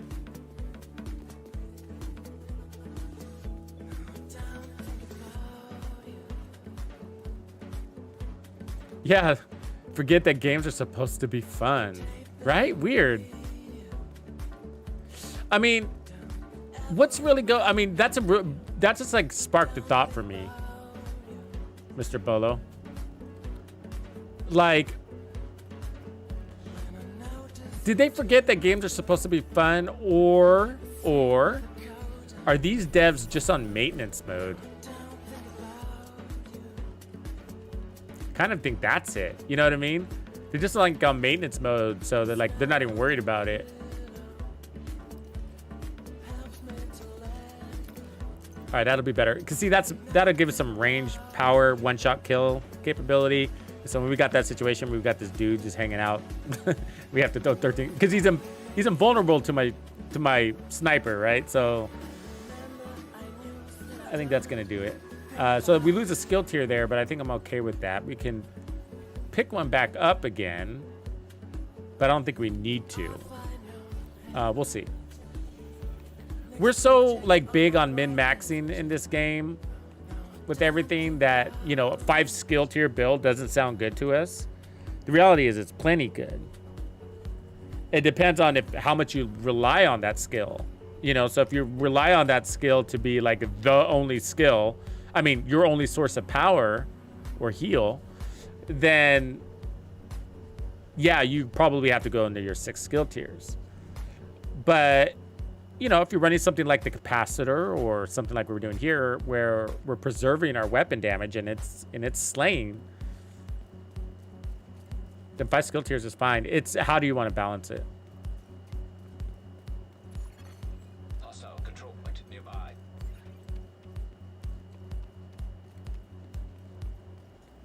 Yeah, Des forgetting the game is supposed to be fun. Yeah, that needs to be preserved, the fun part, I guess is another way to say it. You know, like whatever changes you make, it's just, that's the first question that should be asked about it. Is this a fun change? Is this going to keep it fun? Like, oh, we better nerf this. Here's one. Like, we better nerf this, this weapon or skill because it's overpowered. And so it's out of line and everybody's going to be using it, you know, but they got to ask, is that fun to do that? Is that going to ruin the player's fun? And it's a good question. And the answer, it's not so obvious all the time. The answer is a little bit more technical. I mean, in theory, you'd be like, you might think, oh, I mean, on the surface, you might think like, well, if you, anytime you nerf a player's meta weapon, it's going to be bad news, right? It's not going to be fun for the players. But the reality is it's actually not very fun to, when the whole community is running a single weapon and you feel like you have to run that weapon or you're not going to be strong enough to play or to keep up, you know?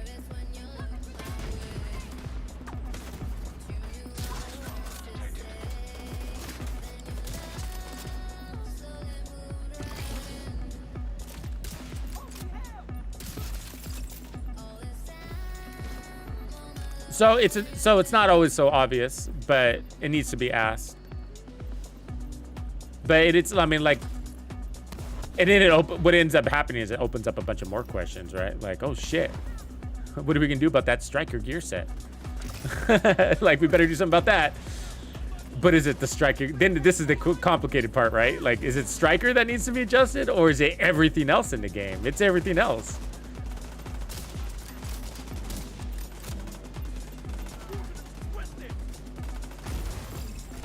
Are they putting ammo straight into our weapon? Is that what's happening? Because why do I have a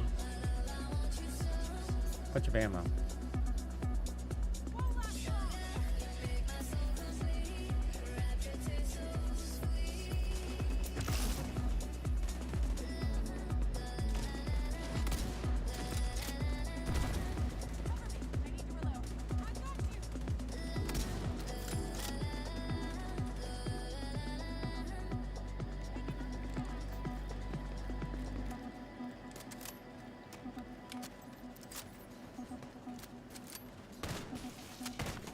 I love the double reload thing that happens in this game.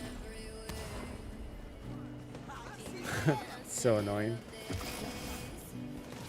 They do it on purpose. I realize that.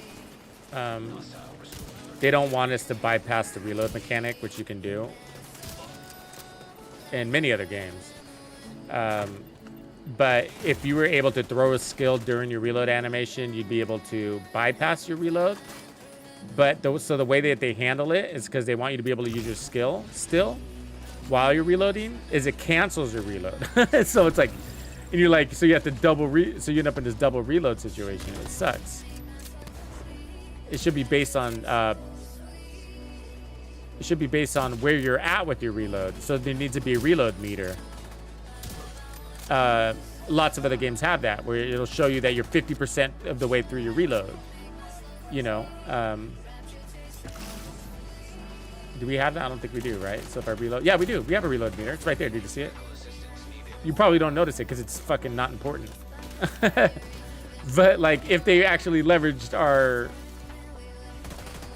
things around it so that we could not double reload, that would be helpful. And maybe they do, and it's just they just do a poor job of it.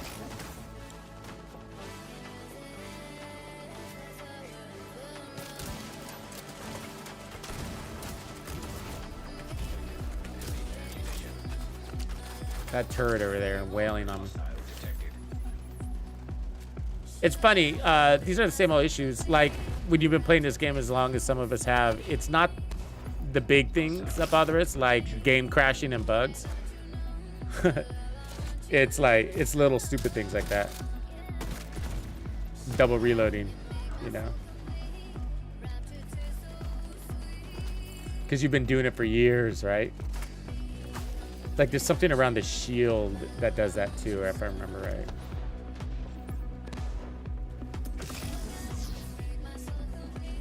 Yeah, the shield does it too. So if you're running a runner and gunner, you probably use the shield a lot. And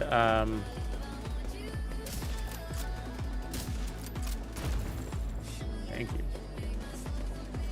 And so you'll pop your you need to put your shield down, and you need to raise it and lower it constantly, so that way you're not walking behind your shield. You'll be too slow. It slows you down.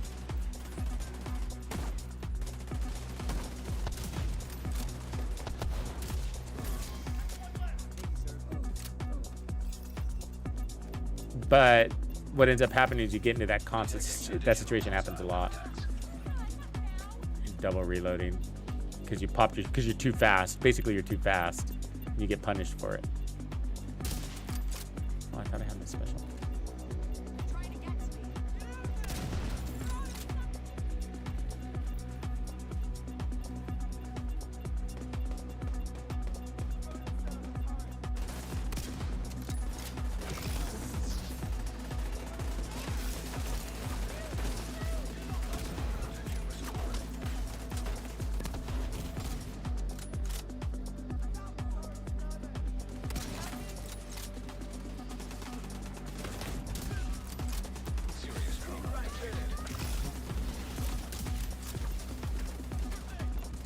The hitbox has always kind of bugged me too, in this the way that they have that set up. Like in that last kill, God, it's so annoying. He had his hand in front of his face, and the bullet hit his hand, and so they take the headshot away from you.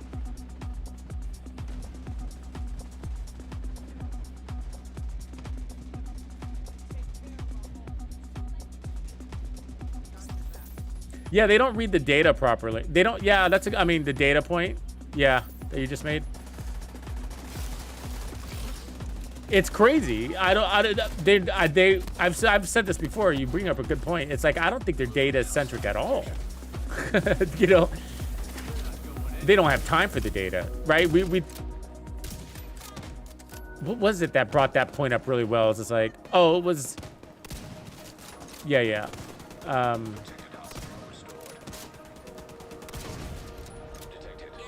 Do you remember? So they put out every season. They do this. So they put out a post, usually on Twitter, that goes over the most important, or I guess the most popular weapons and gear sets that are used. Do you remember that stat? It's a fucking joke. It's like, are you serious? There's no way. So the last one they put out was it was like one of the worst ones, and then they said it was like the most popular Cavalier or some shit, or it was from last season, whatever it was, the knees or something like that.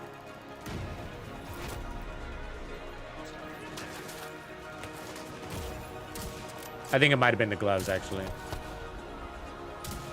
I can't remember what it was, but it was one of those. Everybody was 100% determined by the community that it was a shit piece of gear. And in their stats, it said it was the #1 used, right? Most popular. And everybody said, like, oh, it's probably because they were using it for its expertise. And be like, no, I don't buy it. It was popular because everybody had to expertise it. No. I don't think most people do that with their expertise anymore. I think most people are researching it, But that aside, there's no way that it's going to beat out, gosh, just anything else, right? We're talking the Coyote Mask, the Memento, the Ninja Bike backpack. I mean, just anything else. There's no way that exotic was used more than any other exotic.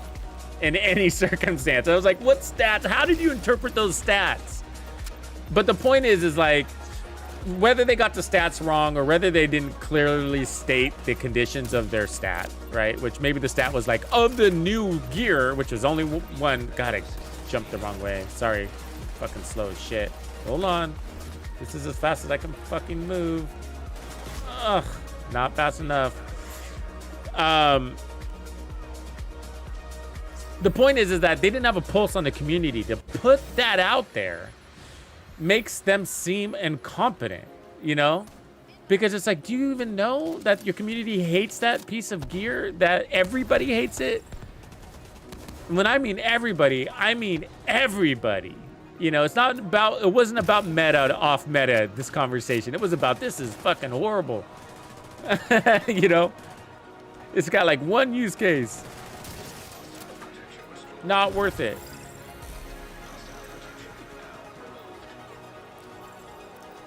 And so that's the part that's most irritating, is that they not only interpreted the data correctly, but they weren't able to frame it and put it into perspective. That's really important about data, right? Working through the data. Be like, okay, so that's what the statistics say, but does this make sense? And they needed to do that, right? They didn't vet the stat against reality. It was like, how can this, they needed to ask, wait, how can everybody hate the stat yet it's the most popular piece of, hate this piece of gear yet it's the most popular statistically, you know? Well, there's something wrong with the data. We can't publish that because we know it's not right. And if we publish that, we're gonna lose credibility with our audience. And that's,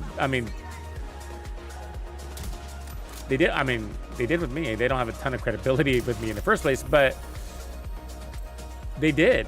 You know, they lost a little bit more because it was like, you guys, wow, really bad at, not the stats, but really bad at knowing where your community's at with these things, you know? And they hate that item. They just think it's trash. And it's a strong word for a piece of gear. I don't use the word trash very often. I don't like it. But there's some trashy stuff that they've been delivering us.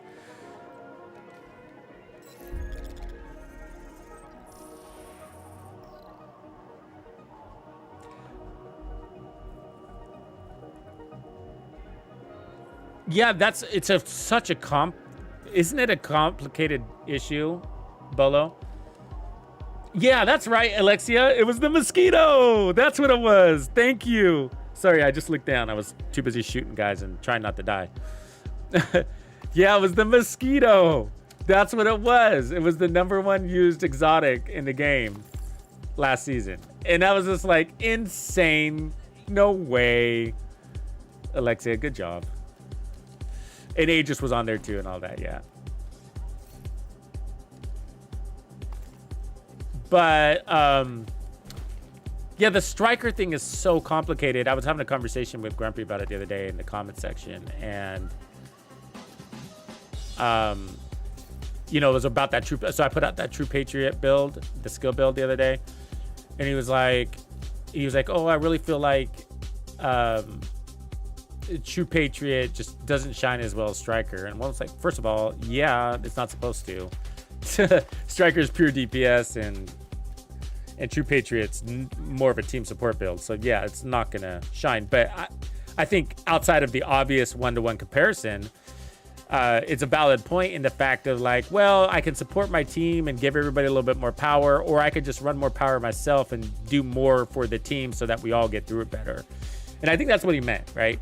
And so I was like, yeah, and that's the problem. That's a problem, right? That is the problem. Is that, and he suggested that they buff True Patriot, and I was thinking, well, like, nah. I mean, that's a band-aid. The issue extends way beyond that. The issue is way beyond Strikers so strong we better buff these other gear sets. It's in the fundamentals of the game at this stage, you know, because I gotta be honest with you, like, Striker is the strongest gear set. I can run the strongest Striker build in the game, and, you know, just like putting things into perspective, just the reality is I still feel weak. You know, you're running the God tier, S tier build in the game, and they're still too spongy. right with what you're saying there, Bolo. They're still too spongy for such a god build to have to invest that much into damage, 200% amp damage, more RPM because your DPS, better weapon handling, the strongest assault rifle, status effects in there if you want to. You know what I mean? Like the St. Elmo's. Absolutely no survivability added because you're going all into damage, and they still feel like bullet sponges. I mean, that's like Striker isn't good enough. So, and that's why solo gameplay is so popular in this game, because it's like, who wants to run around shooting sponges? You know, and we'll play SpongeBob SquarePants shooter if you want to do that, right? So it's just, so what I'm thinking is like, what they need to do is let us get godly. Let us be strong. You know, get over the whole we have to be the underdog thing. I mean, it's just, let the power creep come. There's nothing wrong with that. You know, there's nothing wrong with it. And so I think that part of it is the lore of the game, right? We're supposed to be overwhelmed as single agents, you know, it's us against the world, and we're taking on some baddies, right? But aren't we sleeper cell agents? You know, weren't we trained somewhere? Weren't we recruited by somebody? Why were we recruited? Are we really smart? Were we really tactical? What was it that put us in somebody's scope? You know, and so like, why let us be that person? Let us have a strong melee. That's all I'm saying. Let me melee somebody, and please let them stagger a couple of steps backwards. That's all I want. But that's what I think needs to happen. I don't, you know, because everybody says, oh, Striker needs to be nerfed, or they need to rebalance all the gear sets. No, too big of an exercise. Just let us rebalance the NPCs, you know. Tack them back, man. Like, solo gameplay, it's the scaling. You know, and I made a video about this. It came from Asmon Gold made a comment about he thinks that dynamic scaling in games, you know, when you add two group members is bad because it causes player resentment upon each other, right?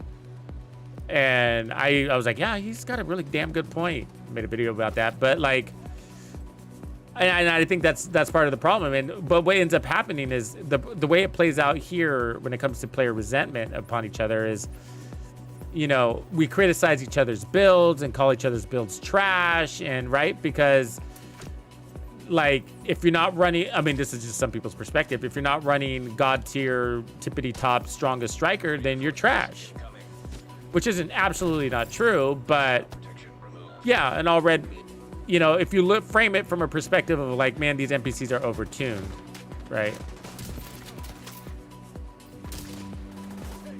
If you look at it from that perspective, there's a point there, but it's not framed correctly. I don't think. So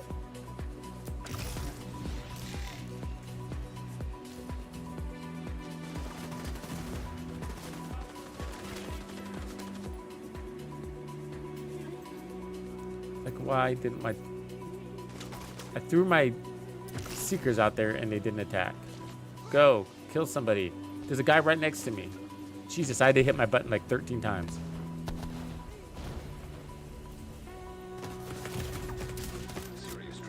And so I'm over here fiddling with my skills, not using my gun because of that. Trying to get my skill to go for a walk. So yeah, I mean, so they need to take a crack at these enemies and rebalance them. And so he says, as Gold was saying, that the dynamic scaling, this is where I was, my thought was at, is that he's saying dynamic scaling causes player resentment across each other, and that's true. And we criticize each other's builds because of that. There's a whole channel dedicated to criticizing people's build. You know who that guy is. And the problem is that what ends up happening is people are like, you know what? I don't want to deal with that shit. I don't want to deal with the criticisms, and more importantly, I don't want to deal with the dynamic scaling. I don't want to deal with the bullet sponges. So why don't we just play solo? And that's why most people play solo. It's a huge amount of people that play solo. You're a solo player even if you don't consider yourself a solo player, because look at how much time you play solo. Now, there's some people I know that are good friends of mine that never play solo. I mean, they play for the social aspect of the game, and they're usually only raiding. They don't, you never see them in missions, ever. Every now and again, a legendary, but they never play missions. They just raid because they're not here for the builds. They're not here for anything else related to the game. They're here for the good peeps, you know? That's a different kind of player. But a lot of people, man, you know, they play solo because they don't like the scaling, and I'm one of them. Like, people try to jump in on my heroic solo play all the time, and you guys know me if you're following me on First Descendant. I'm constantly playing with the community in the First Descendant. Constantly. Anybody, cross-platform, PC, Xbox, PlayStation, whatever. And I say it in the beginning of my streams, if you want to play, jump in, you know. And so it's, first of all, crossplay is amazing, and I can't wait for the Division to have that. Great for streaming, because then I can better engage with my community. But I spend so much time in open world, and so does everybody else, that it's not fun playing in a group in open world. It sucks. And it's not about get good, bro. You know what I mean? That's not what it's about. It's just like, I don't want to run the strongest assault rifle build in the game and like have to put half a mag into a guy and there's 50 other dudes behind him. You know? It's like, fuck. And that's, first of all, I'm a sniper at heart. So I like my one-shot kill builds. But that's also what's one of the reasons why I can endure it so much is because I play a lot of one-shot kill builds. And they're not just snipers. They're pistols, they're rifles, and they're shotguns. You'll see that I play Headhunter a lot. It's not because of the NPCs are bullet spongy. That's not why I do it. I do it because I like one-shot kill builds. I like sniping, I like running and gunning, and I find ways to combine those worlds, sniping and running and gunning at the same time. And so I'll go no-scope snipers, or I'll go scope snipers but play really aggressively, or I'll run rifle builds or pistol builds that can one-shot. You know, of course I run my SMG builds, and shotgun builds are can one-shot too, and that's why you see me running those. I haven't run one in a while. I gotta get one of those out.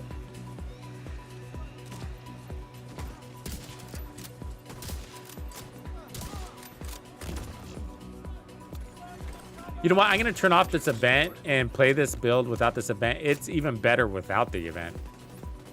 Because their shielding slows you down. Because I could have sniped all these guys all to hell by now.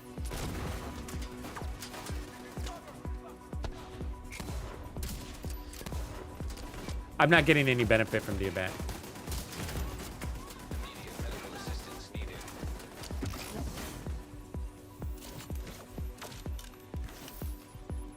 And I do like this event, actually, but today it's feeling a little more annoying than I remember it. It's like slower. I know I could sit here with an artillery turret, or an infinite spam seeker build. I'm not a big fan of that, though. Never really have been. I've done them. I don't like the unlimited seeker builds, and I don't know. Too much of a gun player, personally. I think that's probably why. Like, I love my skill builds. I got a bazillion hybrid skill builds, but the key word there is hybrid.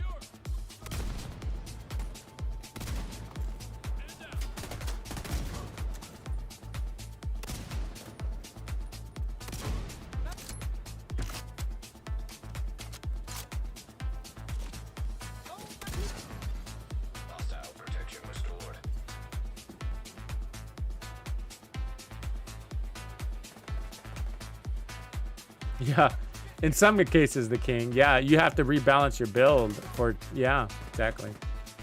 Well, the difference is that the one-shot kill builds are still one-shot kill builds. Depends, though, right? Like, the thing is, I guess I would say it this way, but yeah, your point is true.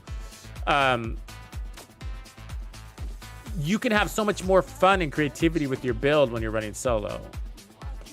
Like when I'm in a group, I'll have to strip away some defense, and strip away some weapon handling maybe, so that I can one-shot more consistently and keep up with my team is more importantly, right? So I can be effective for my team. But when you're running solo, man, you can run like, if I wanted to, I could run 2 million armor on this build and be one-shotting. And I've had those builds in the past, but ultimately I've decided that you just don't need that much armor on a sniper build, right? Like, even when I'm running and gunning with my sniper, it's... your defense is in your ability to kill swiftly. Some armor's great, but you just don't need to overdo it. And you're playing from cover a lot.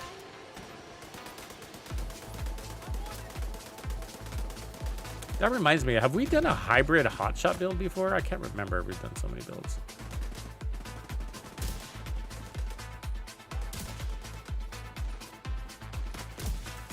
Yeah, but in some of these builds do get easier in group too, though. Like the sniping builds, like, you know, you could just park it in the back, run no armor or anything like that, and the thing is that your allies become decoys. So, you know, you could be back there with the super strong sniper build and just pick enemies off and then get determined.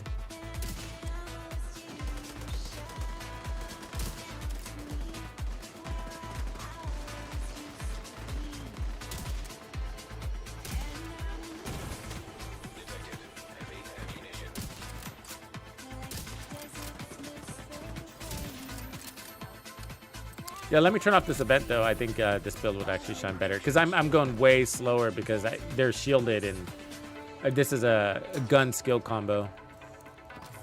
You could play it faster by putting on a pulse and moving around a lot more, but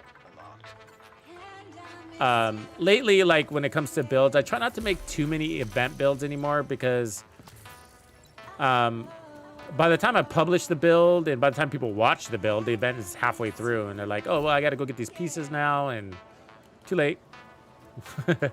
Too late.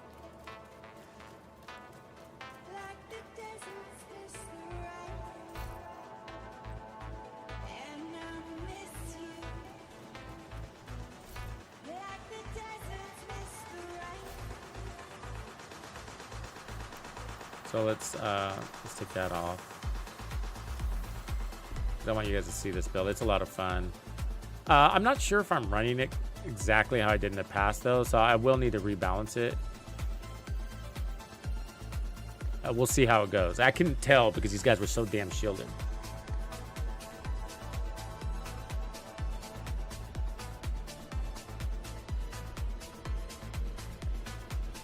Yeah, I'm an Xbox player. I've been playing console since the beginning of time. I'm not changing now. The reason why is because I'm a Mac user. That's the other reason. So I'm a Mac user. And I've tried doing one of those hosting server, whatever you call those. I can't remember what you call it. But where you have a program that allows you to enter into a Windows PC application. But because I'm running the Apple chip, it can detect that. The game can detect that, and the Division 2 doesn't comply with the Apple chip or something like that. It wasn't working right. So I couldn't get the game to work because I tried to put together like a virtual PC on my Mac so that I could do like the PTS for the community, but that wasn't working. And so the point is that I got a lot of money invested in my equipment, my PC or my Mac equipment, for the sake of editing, right? Because I do a lot of editing and it's a lot of heavy lifting on a computer there. And I know you can do that with PCs, obviously, but a lot of the software I use, in my opinion, works a little bit better with Macs because I got a lot of creative software. Anyways.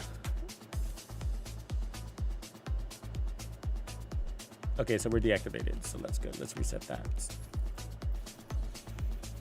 So I just can't afford to set up another very expensive PC when I got a very expensive Mac. And that's what you guys do, right? You put together these really cool gaming systems. and they cost thousands of dollars, right? Thousands. And then you got to, worst off, this is what I don't get about PC players, is that then you got to maintain that, right? Like every 2 years, that graphics card expires. And those are expensive, right? Like PCs are expensive. And then you got to get a new motherboard to host it. And then, which means a new chip, and it all goes to shit from there. Another 10,000 every couple of years, you know? That's crazy. I mean, would I do it for gaming? Absolutely. Gaming is my life. I love gaming, you know? So it's not about whether I would, it's just that it's expensive. And the cool thing about consoles, it's just easy, right? You never have issues. You plug it in, it works. Microsoft makes sure it does, right? The game can't be released unless it's been tested on their servers and whatever they do for compliance. And so that's really helpful for me, where if I'm on a PC, then it's just like, oh, I don't know, the game's not working. They're like, well, it's your graphics card, dude. So whatever you got going on over there, you know, I guess, right? I don't know. I'm a little out of the loop because I don't PC, but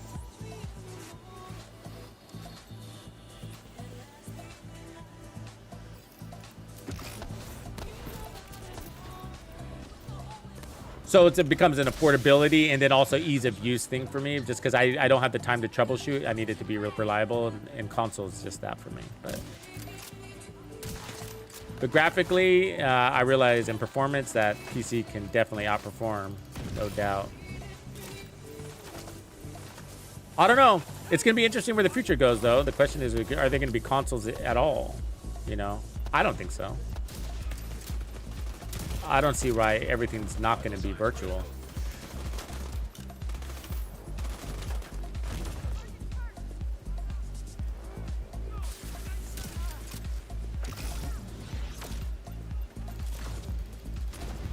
Really? I moved.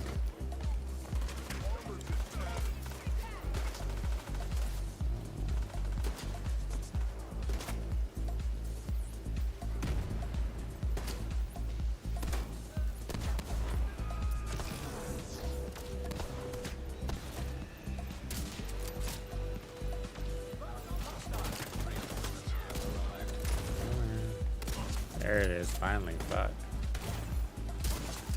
There we go. So 14 million per shot. That's with all those skill tiers. So I use attack 50 first to, that's the arm headhunter. 16 million. So it looks like that'll probably be our peak.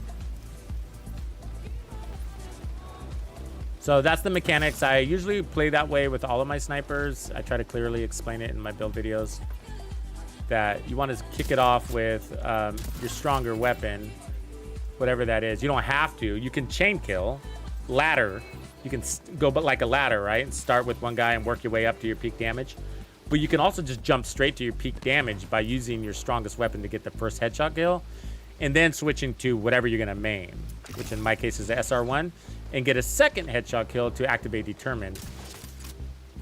And then from that point forward, you're pushing your highest damage that you can. So, which is going to be 6 point something here.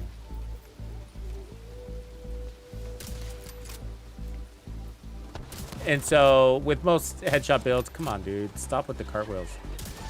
With most headshot builds, you're going to do that. If you do that method, you're going to do it like a couple of times in a control point, because inevitably there'll be somebody to take your headshot damage away.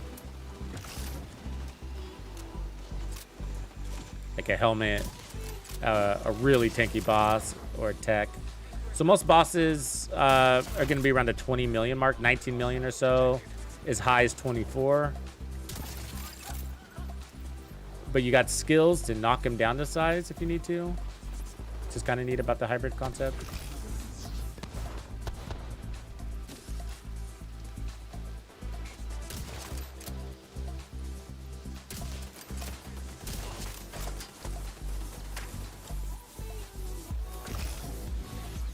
It also gets him out of cover too, which is nice for a skill build.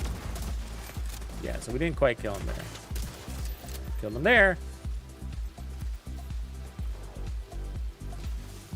Oh, they better not have removed St. Elmo. But they nerfed the hell out of it last season, and not many people talked about it. I think we need to do a whole video on it. It kind of, I suspected it was going to be the case, but I wasn't sure. But it kind of went under the radar because there was just so much other things to talk about. But what ended up happening was they nerfed status effects, and it looked like a great thing. And it was all for PvP, of course. This always leaks over to PvE. But the way they had it written was that it was going to only be a PvP change. And so part of me thinks it might even be a bug. And it's been around there since Project Resolve. So with Project Resolve, they made it so that there's diminishing returns on status effects. So that ended up impacting St. Elmo's because now you can only put basically one shot into an enemy and get that status effect. And every other status effect bullet afterwards is going to be crap. Okay, so we're going to have to kick in our damage again. Okay, so there's my attack 50 first, and then I'm going to activate here. All right, cool. So now we're active. And we're still not at peak because I'm running all the skill tiers, so one more kill will get us to peak. But either way, that's mechanic. There we go. So now we're probably at 16 million. And then I want to get my kills from cover so that we're getting calculated. So that's why I pounced the cover.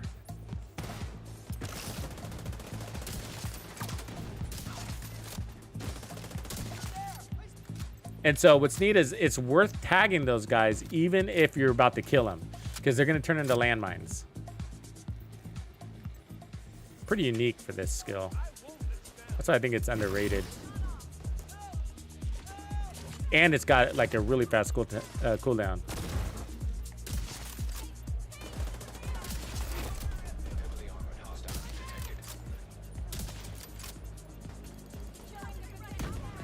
Really? That is such bullshit. I mean, it's way down there, right?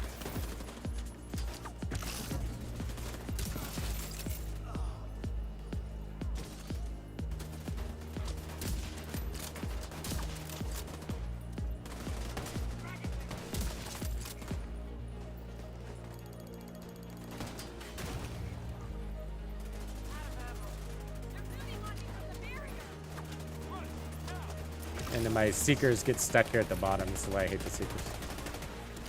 Like there we go. They finally listened to me. The rebellious seekers.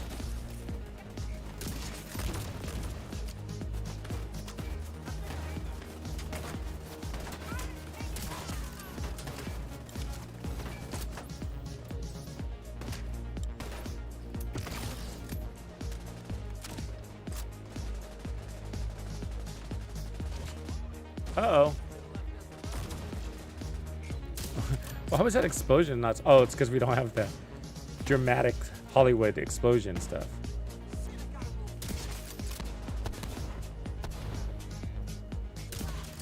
Doesn't look as fancy, does it? Rogues? Oh, rogues. I was expecting rogues.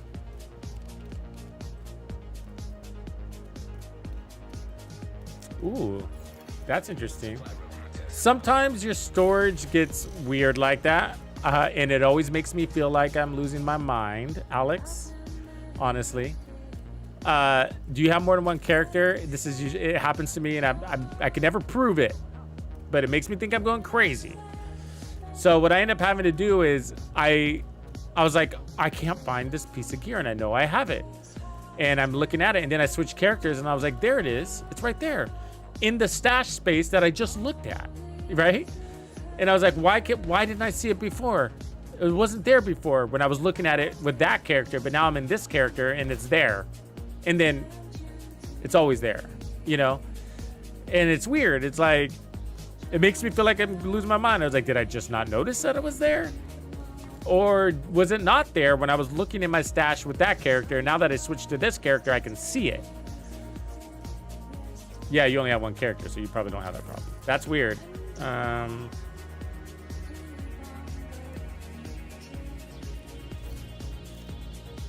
Oh, you're playing on a deck. Oh, that's crazy. But no, I mean, here's my St. Elmo's right here. It's got to be there, right? It's got to be there.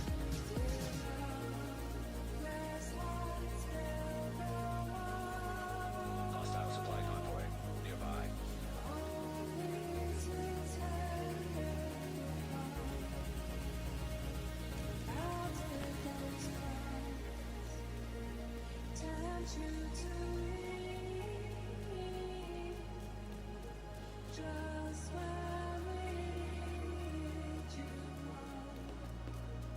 Ooh, Barracuda, you can't farm it solo, man. You can't. And I heard, this is the rumor, I mean, we can test this, but the rumor is matchmaking is broken in the incursion right now. Yeah, so you can only get the St. Elmo's, oh wait, the Ouroboros, yeah. So you can only get the Ouroboros in the incursion Paradise Lost, and I mean, you can play that solo. It is possible.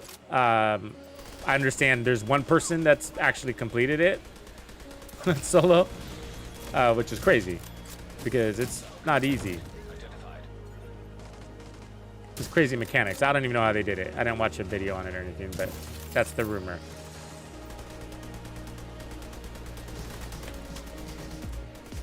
But yeah, it's a 4-man group mode, and it's kind of tough because there's mechanics, and you know, when you're playing on public servers, there's not a lot of people that are on mics and communicating, and so you have to go in there knowing what to do and where to be, and hopefully somebody is kind of taking the lead and the rest are falling in line. We do community runs, just not lately. It's a big effort to do community runs because I have to put together a list, and then people have to show up, and then I have to manage that list. And so we'll do them like once a season, maybe twice a season, but not too much.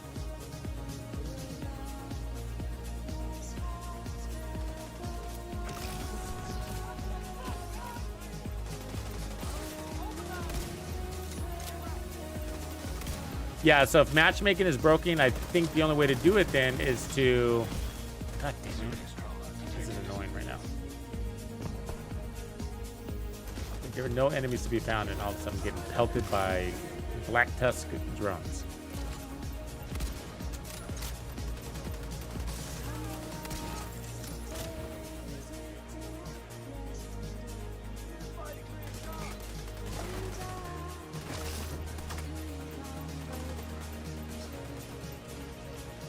These guys are moving so much, like I don't even want to take a shot. I feel like, you know what I mean? Like, I want to wait for them to settle the fuck down.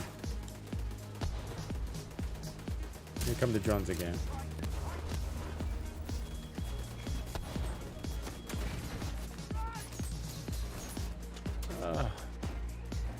Damn, I'm on molasses. Got molasses feet.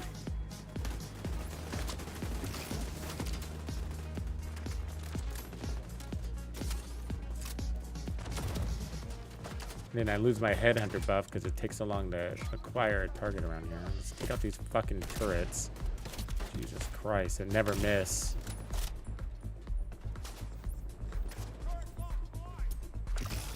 Like, he dodged my skill before I threw it. Bullshit. You know what I'm saying? The game is reading into my mechanics. That's messed up. It's messed up. I'm behind cover, so it's not like he saw me, right?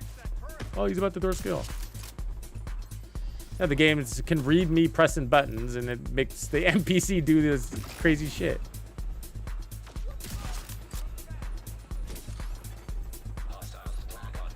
That's why, you know, that argument where about determined should it be taken out of the game. I was like, no way, man. Not until they fix some of the broken stuff with the NPCs.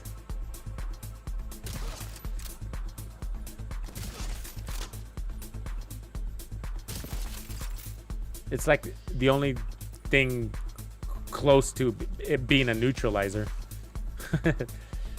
Some of the crazy stuff that these guys can do.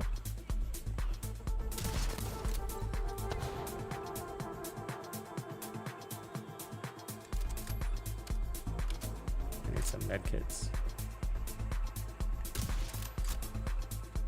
my guy? That's my guy. And one of those things being like they're perfect laser guided turret systems.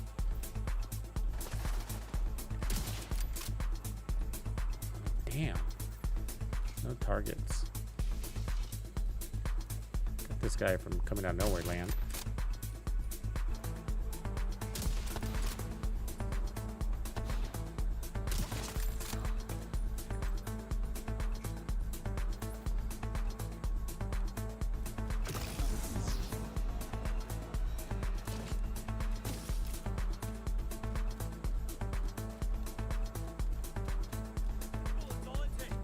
Kind of a weird control point. It's like the enemies didn't show up. Heavily armored hostile detected.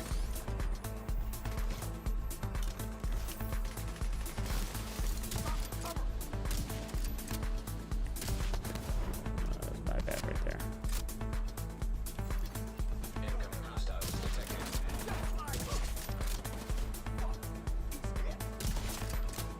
This is a good sniper. I'm not sure I personally like it though. I feel like it's a little sluggish. Assistance needed. A little slow. Throw out that second shot.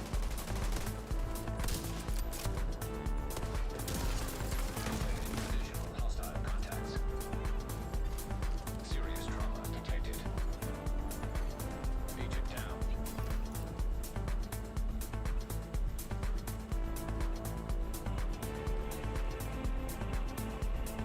Yeah, Barracuda, that was it. It was broken.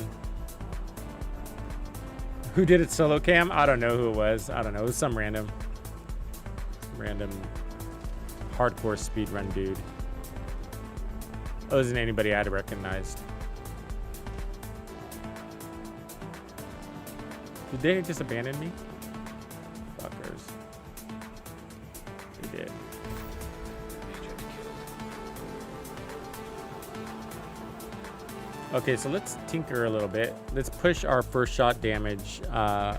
We need about 1 million more, so let's do that.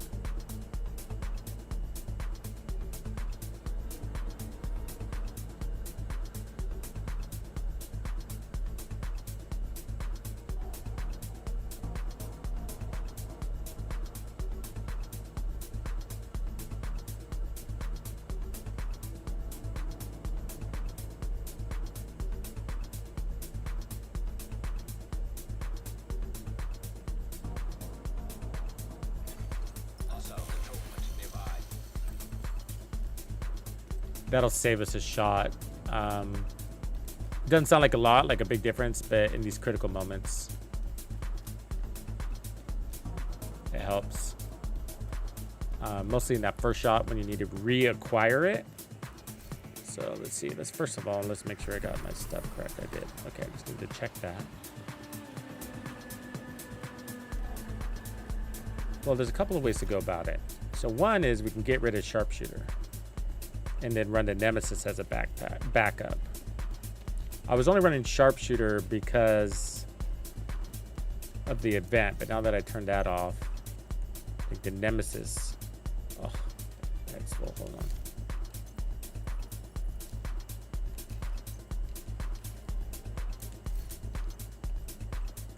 Would be better.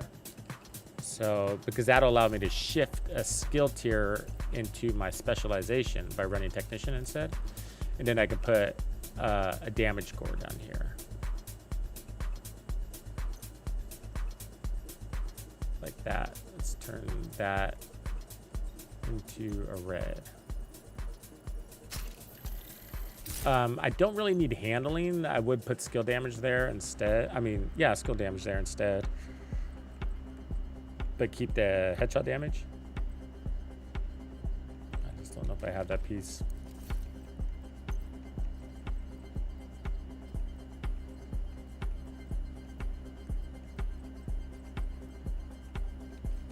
You could do some armor on kill too. That wouldn't be bad. But so we got, but the double Habsburg is really helpful. So we could take off the skill haste too, and just lean into our cool skills. or whatever you call it. The perfectly calculated.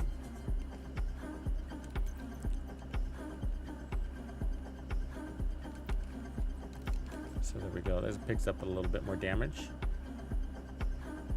And then we're going to run Technician to put back on the skill tier. Then let's look at our stats here. Headshot damage, skill tier.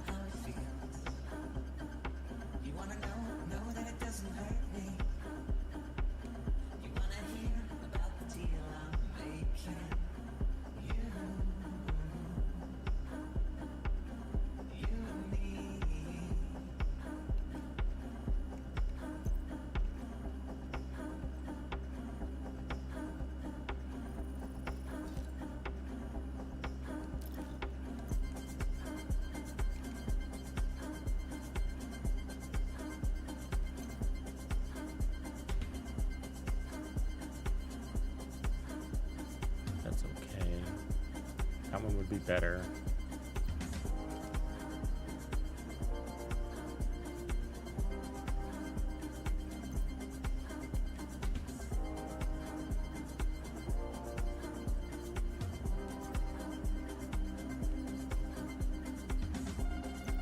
I'm thinking about these knees. I mean, I could actually drop the knees and put on, I don't know if I have this right with me right here. I might not have it at all, but a China, get rid of 10% skill damage and put on explosive damage instead. I'm pretty sure I don't have those knees. I don't know why I'm looking, but I'm gonna look.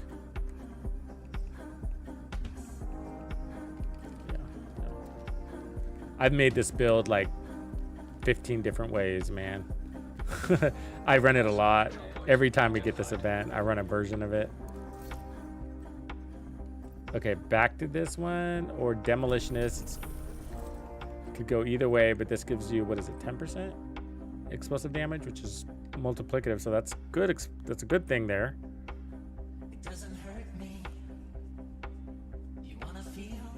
Technician gives you more than that, though, benefit-wise. Let's do that. It's more than just damage.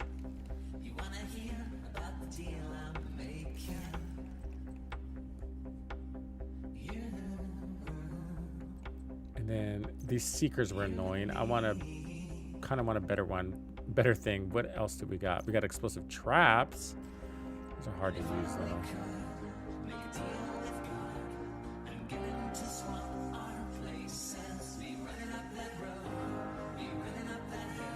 I don't think we really have anything else. Again, you want it to be easy. I could use an EMP.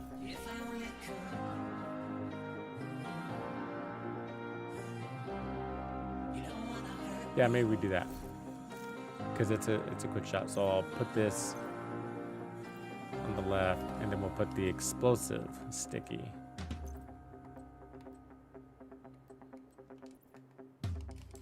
And we'll hit it at critical targets that get in our face and shit like that.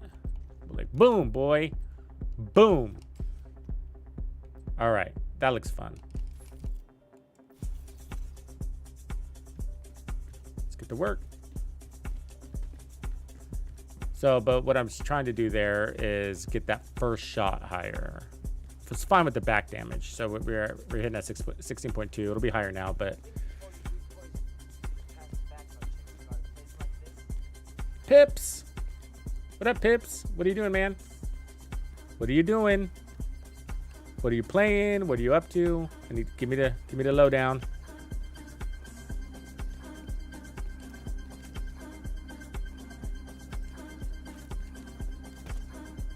I kind of had an idea, Pips. I wanted to run it by you. I wanted to see if you were down. You could totally say no, though, okay? You could totally say no.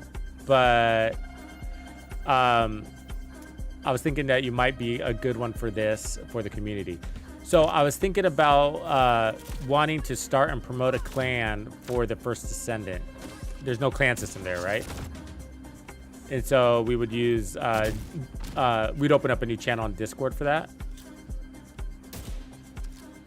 And I was wondering if you would help, if you were willing to help, like organize that, because I kind of get in a tough position where if I take too much on, then it'll be difficult for me to do that. So it would run a little bit more casual. So than like the Division 2 when it comes to clans, right? Because there's no actual official clan system. So mostly it's just the Discord, but it allows people to have a place to not have to rely on public lobbies for things like Colossus fights or hard fights or just for grouping up. And I think that's where a lot of players suffer in the communities, that they just, you know, just like in any game, they don't have a real deep friends list, you know. But obviously we get more people behind it too, just to drive energy into that community. But then we can put prefixes in front of our names too, like we have here in this game. Because I saw, what sparked the idea is I saw this guy I was playing with this morning. I mean, I've been thinking about doing it anyways, but this guy I was playing with this morning, he had the prefix in front of his name, ARG, which I was assuming is a country code, you know, because a lot of people from other countries do that. Like they'll put MEX for Mexico and ARG for Argentina and whatever. So I think that's what that was. But I was like, oh, you know, we could do that with the clan system too. I mean, nobody would have to do it, but, you know, if they want to show that their support for their banner, then they can put the clan tag, Tux or whatever. But either way, that it's more about just giving people a place to group up and be part of, you know, a strong community and build it up, not just join another Discord, you know what I mean? But like people are here uniting under a common objective, or what's the word I want to use? Principles, really. Gaming principles.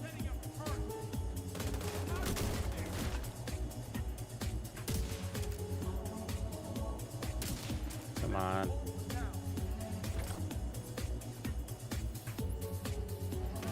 Anyways, we have the, as you already know, we have the community managers to handle the logistics of the technicals. But I could use a First Descendant player or somebody that's both, especially. That's both First Descendant and Division, to be in there kind of helping create whatever dynamics we want to happen, which I don't know what those would be. Oh, I just dealt it again. Man, that's the 4th time today. 3rd? Anyway, just an idea. Think about it. Obviously a loose idea.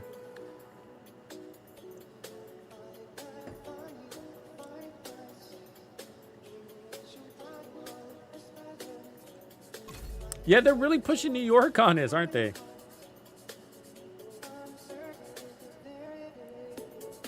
Oh yeah, I think my technician isn't maxed out. It's Pimblet. It's probably that extra sidearm. So sometimes I disable that so I don't have that stupid weapon hanging out.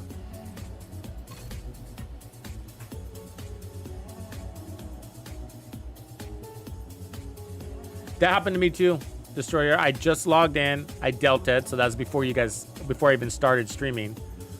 So I got my first delta before I streamed, and then 2 during stream. It's not the end of the world, but a little annoying. Depends on where it puts me. Because if you have a bunch of mementos going... Okay, we're in the same spot. The enemies will become unaware of you. So sometimes you see that? This has happened before. I've been in this spot before.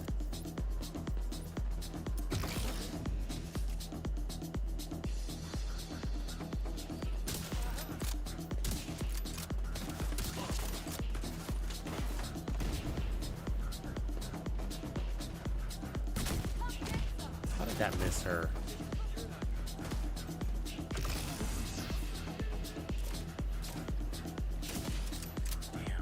Dodge that.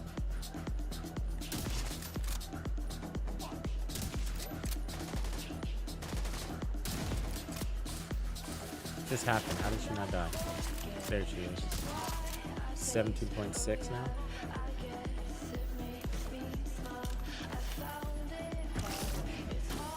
Oh, God, that's so annoying when it does that.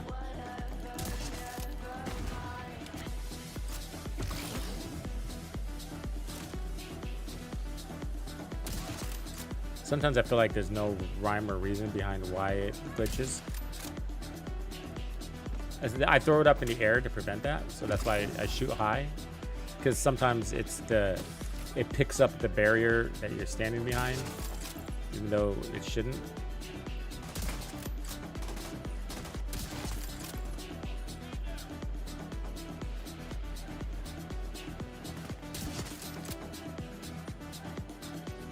Okay, let me reshot my kill because I need to check. So let me shoot that turret so I can reset my kill damage.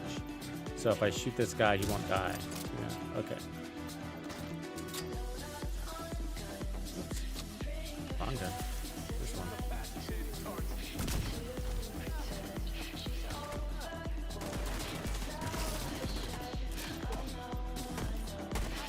Okay, I need a full health guy. This one. Oh, come on, Foamer.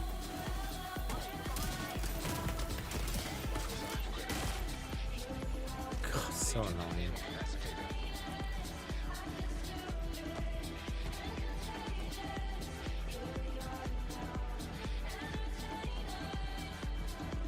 I mean, you hit him in the chest with a sniper and he's still standing there. Really, guy? Okay, let me reset.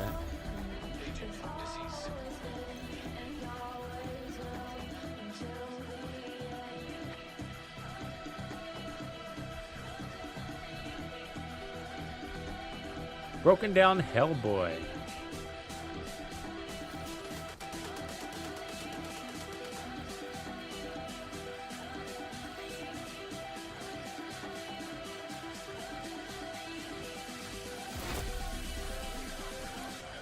Okay, so I need to see what my first shot damage is. So let's get back into position here. Let's find a clean lead to him, nail in the face. 8.1. I didn't feel like we gained anything.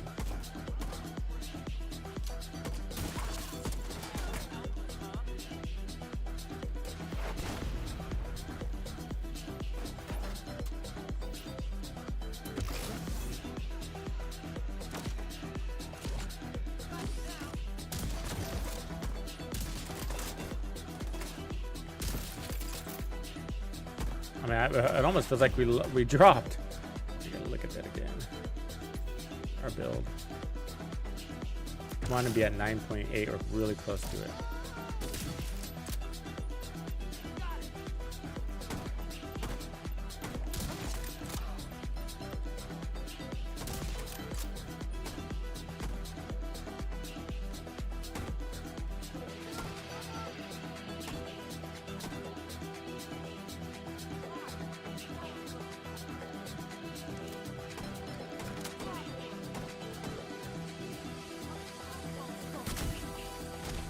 Missed, huh? All right.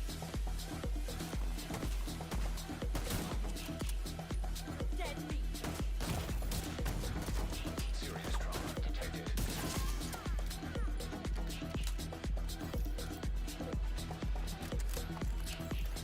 Incoming hostiles detected.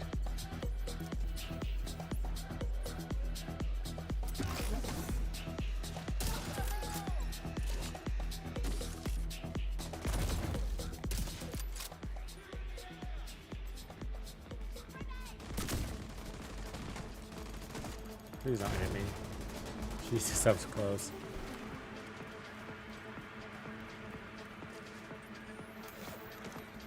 Yeah, I don't think I have this configured right. It's not feeling right.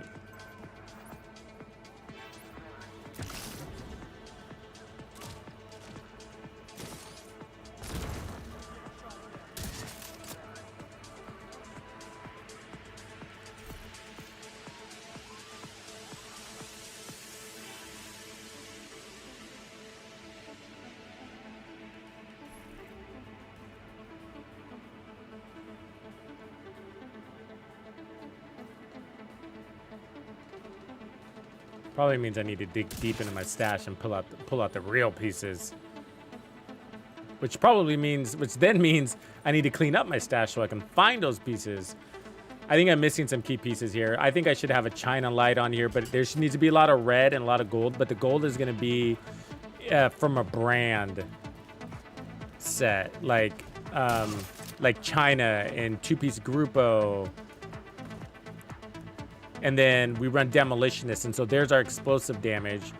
We still stick with this backpack, but we get rid of, and then load on more skill damage. No skill haste. I mean, no skill haste, no weapon handling.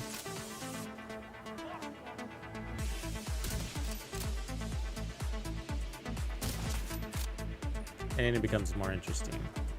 Because I think when I configure it that way, I'll preserve my headshot damage, because we need 1 more million for me to really enjoy the build. Which I can do that, that's fine. But right now, the stickies are feeling underwhelming. You know, and the damage that they're doing. They should be doing more than they're doing.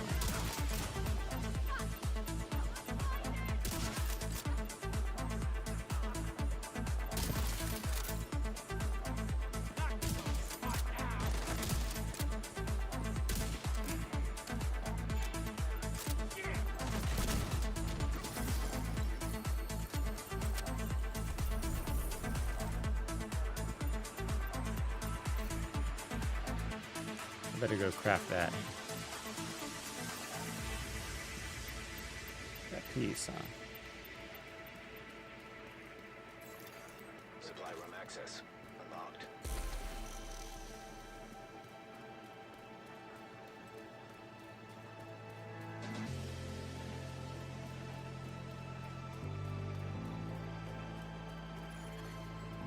Detected. You're getting your days crossed on their words. Yeah, it's better to do that than to wait till the last minute. You don't want to wait till the last minute because you never know what can happen, right? To sell all your stars. Yeah, because I've done that. You know, I like to collect my stars and then sell them at the last minute too. But then I forget. Like, oh shit, it's midnight. I didn't sell my stars.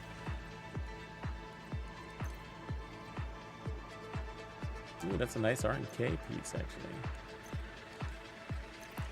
I've gotten 1,000 of those, and I keep deleting them. Okay, so I think we need to get a China on here. We need to get the brands on here. So let's craft. We're gonna end up crafting stuff because I know some of those things I had, and I ended up deleting them for stash reasons. Let me get some stuff out of here. They're somewhat easy crafts, though.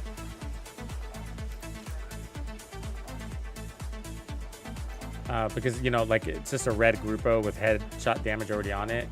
And then re-roll the other piece into something like skill damage.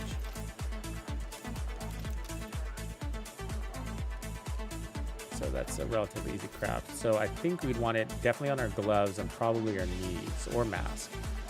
So Grupo, let's craft.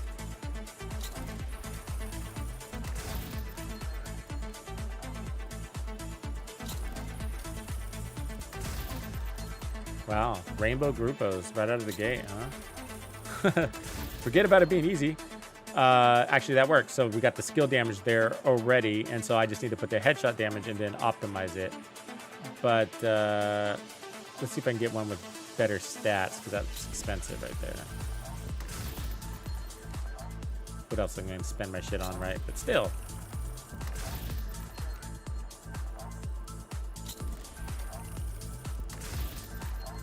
Ooh, there's both stats. Everything's right there. Headshot damage, skill damage, weapon damage. It's in poor shape, though.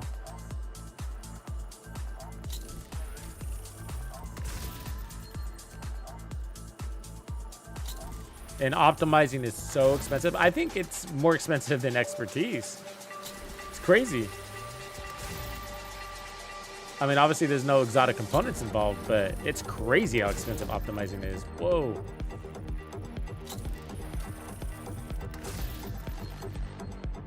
See, these aren't that rare. There's an all yellow one, which you need in the game. Okay, let's move on to, let's go for the knees. Let me try China also. So we can get headshot damage on a China with skill damage already on it. That would be ideal. Inventory's full. Let's delete that crap.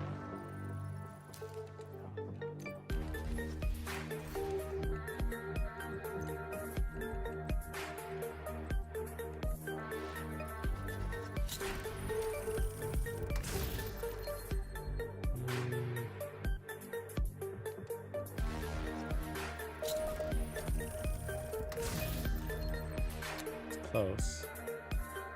I'll keep that one in case we need a skill tier.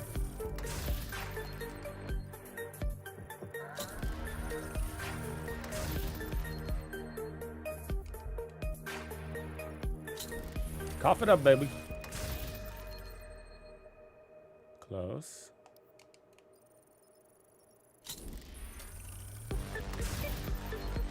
You know, I've had like 100 of these too. I get all red. Like, there's one right there. Headshot damage, weapon handling, skill tier. I mean, it's close. I don't want weapon handling though. That's a good skill damage spot. So we're gonna keep going. Perfect. Skill damage, headshot damage. We can turn that into a red core. Okay, so now we go for the mask, but let's delete the crap. So we need a second Grupo, and we can go for the mask. And so same stats.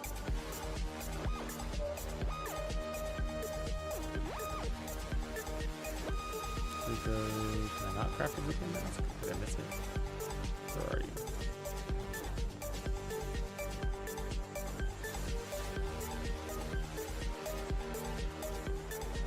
Cheska. Wow. Really? Maybe like that, huh? Because the holster, I want the Picaros there. Am I going crazy here? No Grupo crafting? The mask? Which means that China's got to go in a mask. Alright, gonna need another one. Should have checked first, huh? Let me, before I go too deep, let me make sure I can craft a group on these.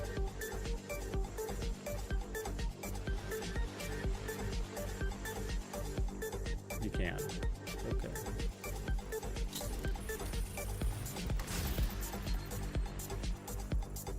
So all we need is headshot damage to show up.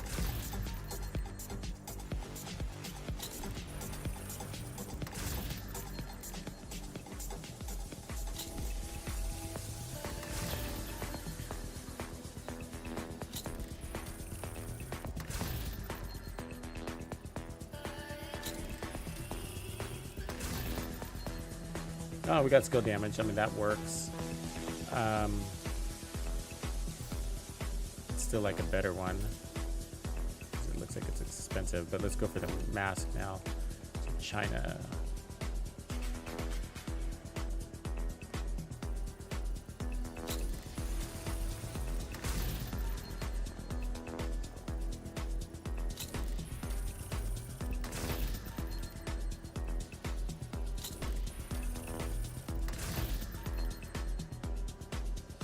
Close. I'll keep it in case we need a skill tier.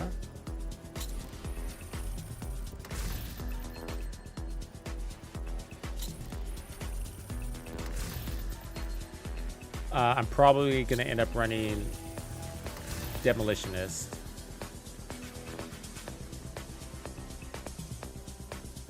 So we'll get more explosive damage that way. So it'll all be explosive damage, and then skill damage is secondary. Then headshot damage, and then try not to do skill tiers. We'll do some, but I'm gonna back it down. All I need to do is get my damage to the point where I'm hitting 9.8 million with my sniper, with my nemesis. That's all it takes, and then from there, everything can go into skill damage.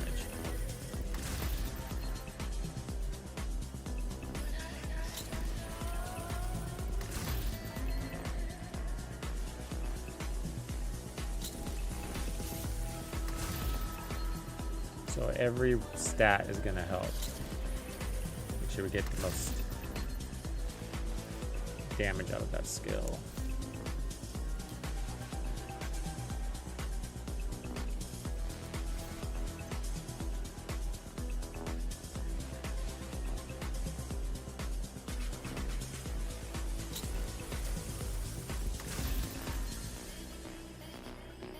Hold on a second. I have a picture in my head of a China chess piece with Headhunter on it.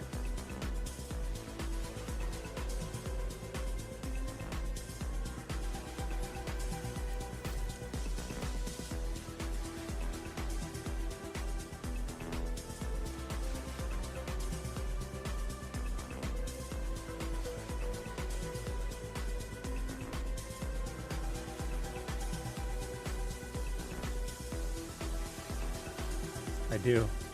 Perfect. It's got a skill tier, but we're gonna need some skill tiers, so. Alright, so that frees up the mask. We'll end up going Brazos on the mask, I'm sure.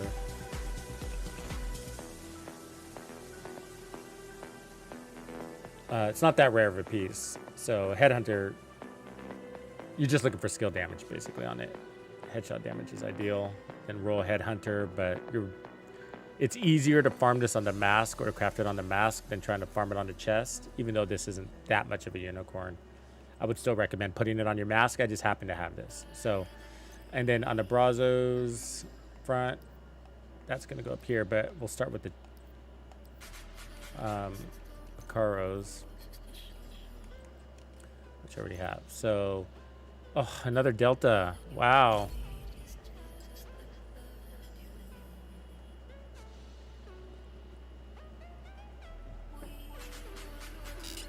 So weird. What's going on with all these deltas? Booting me.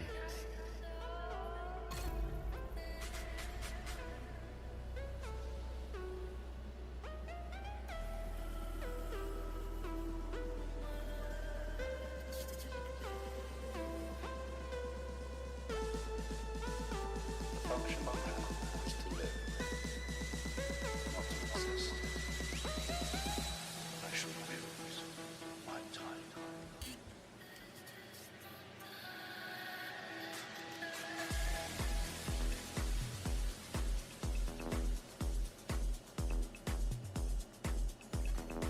Safe area detected. All right, where were we? Down here. So we got headshot damage down there, but I think I'm gonna put skill damage down there because it's got the weapon damage core. So let's find the skill damage one.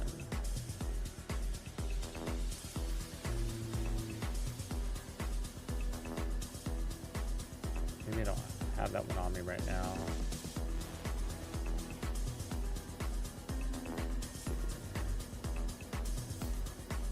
I want the skill tier with skill damage. Yeah, I don't have that right now. Okay, fine. It is what it is.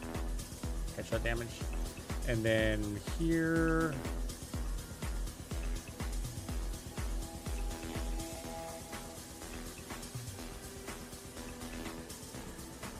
Goes the group.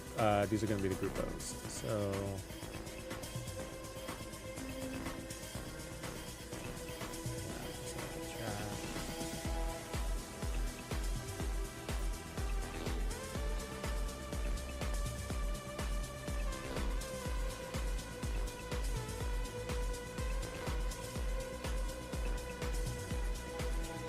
Did I not craft this one yet? Guess I did.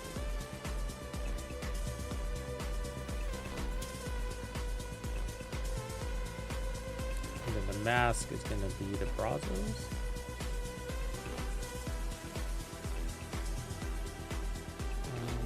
Headshot damage and skill damage, technically.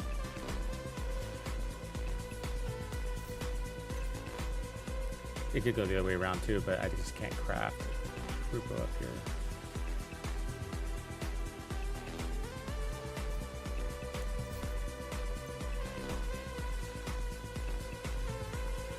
Isn't it funny that I rather craft something and then optimize it than switch characters? I'd rather do that.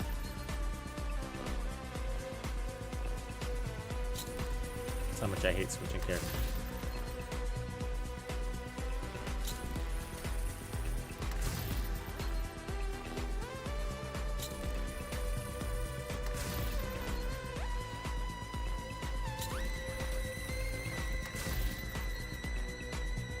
close, but I don't want any armor.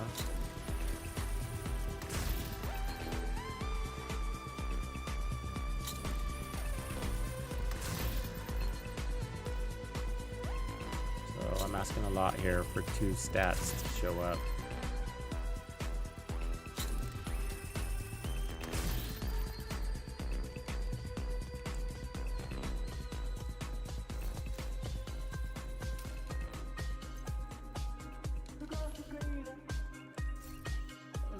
Logging out. We're gonna go make the journey.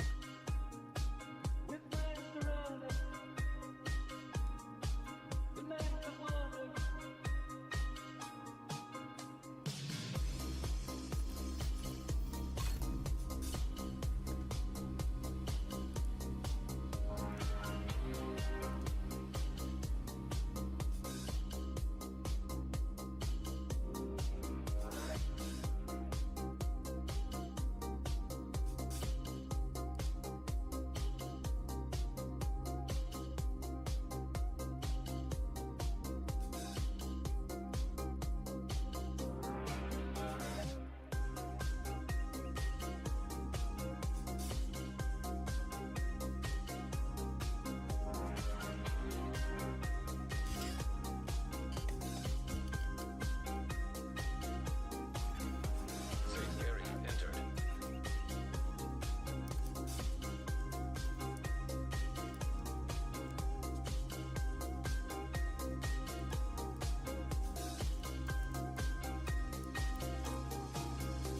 Give me a second here. I gotta...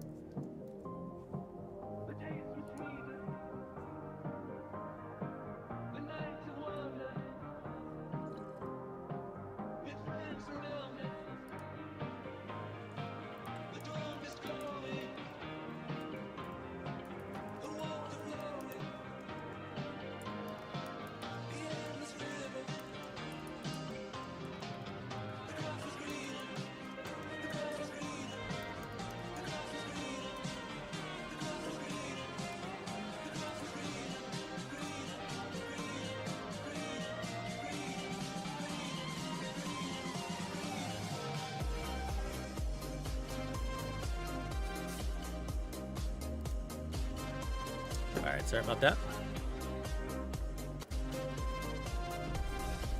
See if I can get this right. Authorized network access detected. So we're looking for special mask. Not that special. I feel like I don't have any masks. One on my stash. I guess that's why. Let's look over here. So Grupo, crits, no. Brazos, headshots, skill damage, close. Yeah, I don't have it over here either. Alright, let's look for... There it is right there on my knees.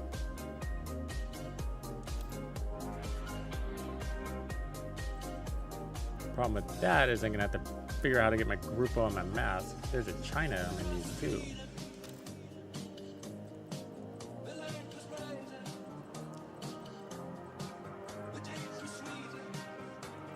And then there's a perfect Grupo on my knees.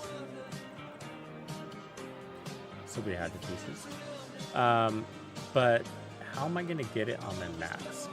It's the mask we're lacking in. We can't craft Grupo. So it would need to be Brazos.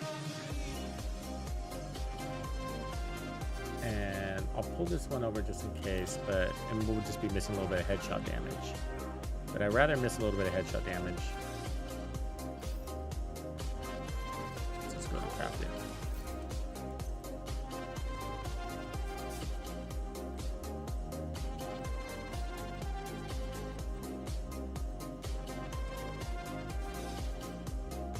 Brazos. Okay, let's see if we can get something here. Perfect. First roll.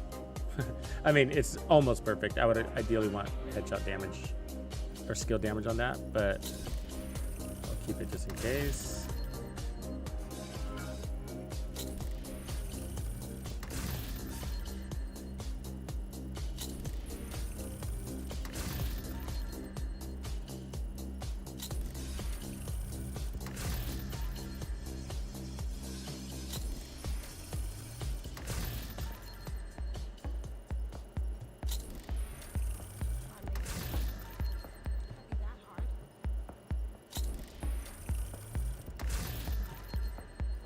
Rolling the dice, spending resources. That's fine, we got the one we needed. Close enough.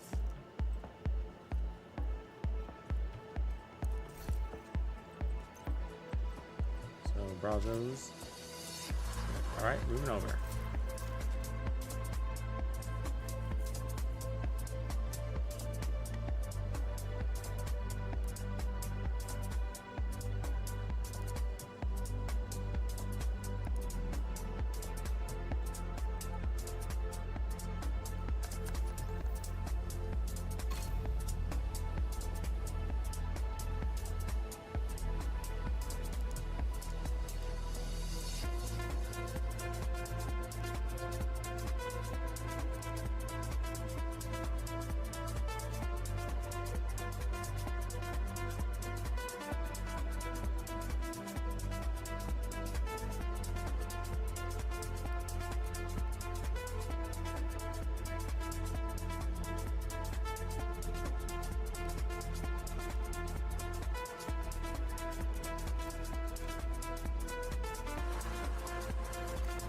Safe area detected. Friendly control point nearby. All right. Yeah, this is right. We're close. We're close. Just need to test this damage.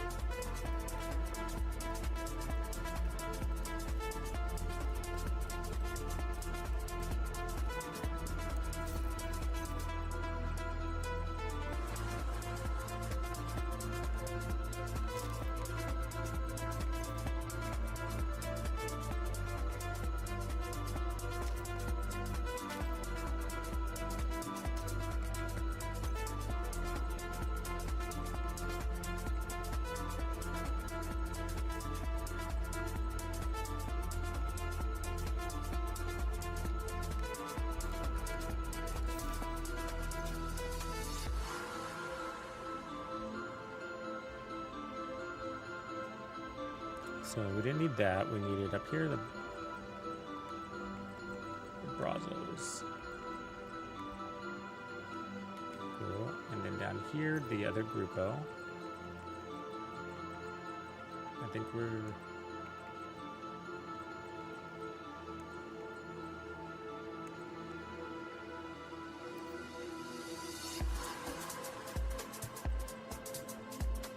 Good.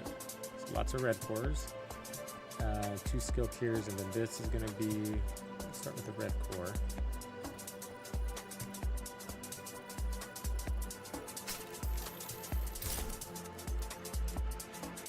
Headshot damage. You could probably put on another skill tier, but I'm going to start with this.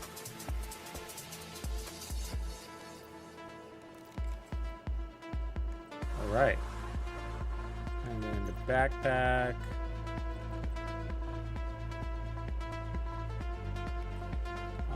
Keep it. I'm tempted to switch to the other one, but everything looks right. So that puts us at 3 skill tiers, but I'm going to run Demolitionist. So it's going to reduce the skill tier to give us more explosive damage.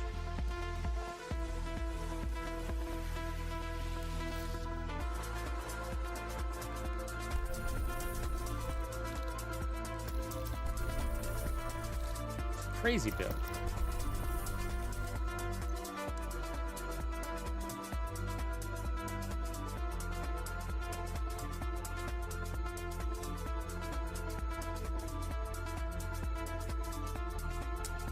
Let me see the right column. What do we mean the right column? Left column, right column. So I get that the left column underneath SSHD watch is primary. Let me see here. this one.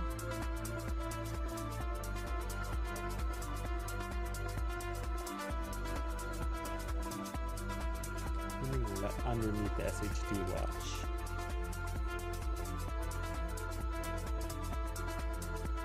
Under my name. Oh, at the very top where it says SHD 14666. Is that what you're saying? Under my name. Yeah. So it's just showing you your split on how you have distributed your build. So if we're talking about the same thing, and I think I know where you're going. So we have, and it's not always 100% accurate. You have to double check on the skill tiers, but everything else usually is. So on my name, you see my name, and then it says SHD, whatever number. And then there's that big circle around it. It shows that half of my build is red and the other half is distributed to skills. And then underneath that are the two columns. It's just breaking down the same stat as that giant circle. So the circle says about 50% each, right? And then below that, it's showing your left side are your core attributes. So I have 3 red core attributes and 3 skill tiers. So the game thinks. But there's a 4th skill tier showing up. And that's because it's not a core attribute applied. So you have to go bring your eyes all the way to the bottom left, just above the currency. And you see skill tiers, I have 4. And that's because Brazos is bringing in a 4th one. So in the first column up above, like you're asking, it only shows 3 skill tiers. And so the left side is cores. But even though there's a 4th skill tier, it's not actually attributed as a core on the build, even though it is. It's just coming through a brand. On the right side, it's talking about the sub attributes.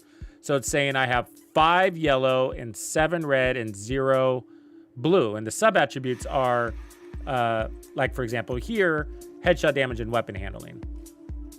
So I have 7 red ones. 1, 2, 3. So 2 on the mask, 1 on the chest, 2 on the holster, 1 here, 1 there. And then the rest are yellows. And it's not counting mods. So mods shouldn't be counted. So 1, 2, 3, 4, 5, 6, 7. Yeah, so 7 without counting mods. If you count the mods, there's 10 yellows or 10 red sub attributes and 5 yellow sub attributes. And we can see here I got skill damage as a sub attribute for the yellow.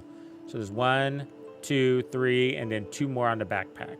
So it's just breaking down the stats, but it's not really telling you anything about power or anything. Mostly just about the distribution of your build. So the only time I really look at that is when there's something related to the quantity of those cores. So it's mostly the left-hand column. And one example would be the Memento backpack. So the Memento here says you get 5% weapon damage per red core. So I could quickly look up there in the top left and say, I have 3 red cores, so that's 15% damage. And then if you look at the Memento, it says I get 10% bonus armor per blue core. I have 0 blue cores, so I'd get 0 bonus armor, except if I was running a Memento, it would say 1 there. So that's how I use it, but I also have to look down at the skill tiers because sometimes there's one hiding down there.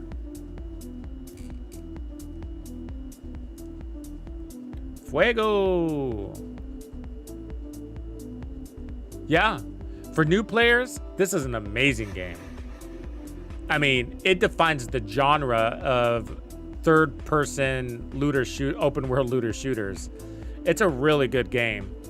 I've been playing it since 2019, and it's got a strong core community, and it's been growing hard. The downside of the game are the devs. They're not very good devs. So you'd have to brace yourself for that, and you're going to hear a lot of us longtime veteran players complaining about it, Fuego. So we complain about the devs a lot, just because we feel like they don't listen to us. But the game itself is really good. Really, really good. And it's cheap, really cheap. You don't have to buy Warlords in New York if you don't want to now, by the way, which is the expansion. I probably would, because the bundle, I think, is still really cheap, but...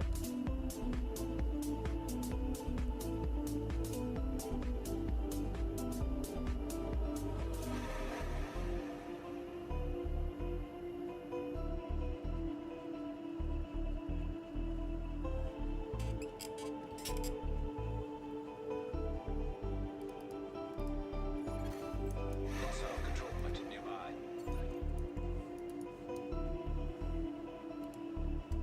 Yeah, but I mean, if I was coming in as a new player, I mean, you got years of game play to sort through in a good way, and then they have Division 3 in the works.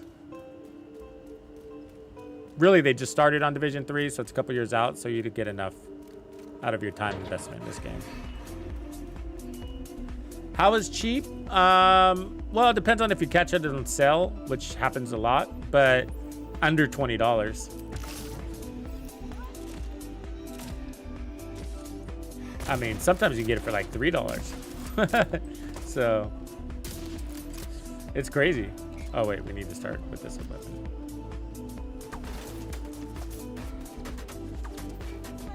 It goes on sale all the time. It's just, you know, on and off sale. They always have a sale running. But they've been trying to lower the barrier of entry so that they can bring in new players. God, sorry, I screwed up. I forgot to use my nemesis and then it was too late.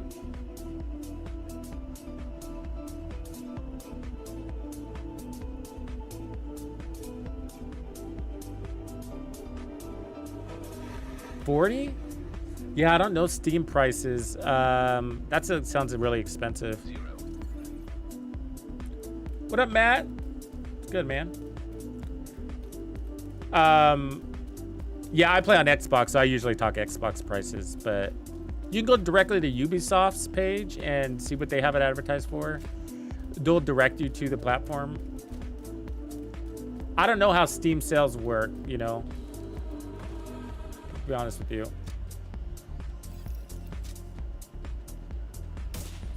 Come on, dude. Jesus.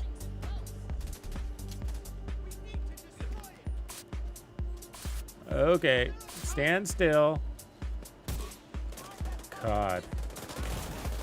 Hold on. Hold on, let me move my like molasses. Okay.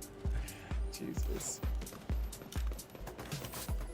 I mean, they want to get in your face, but then they're not still enough to get a good shot on them, huh? All right. So 7.5.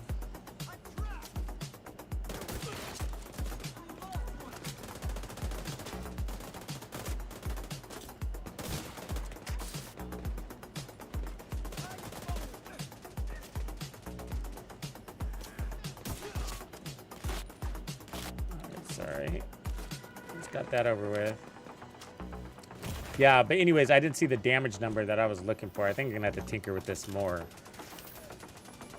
We went backwards in damage. So we went from 8.1 to 7, which means I'm gonna have to pull off another skill tier. What hurt me, I think, is losing the Habsburg. I think that the Habsburg is really strong.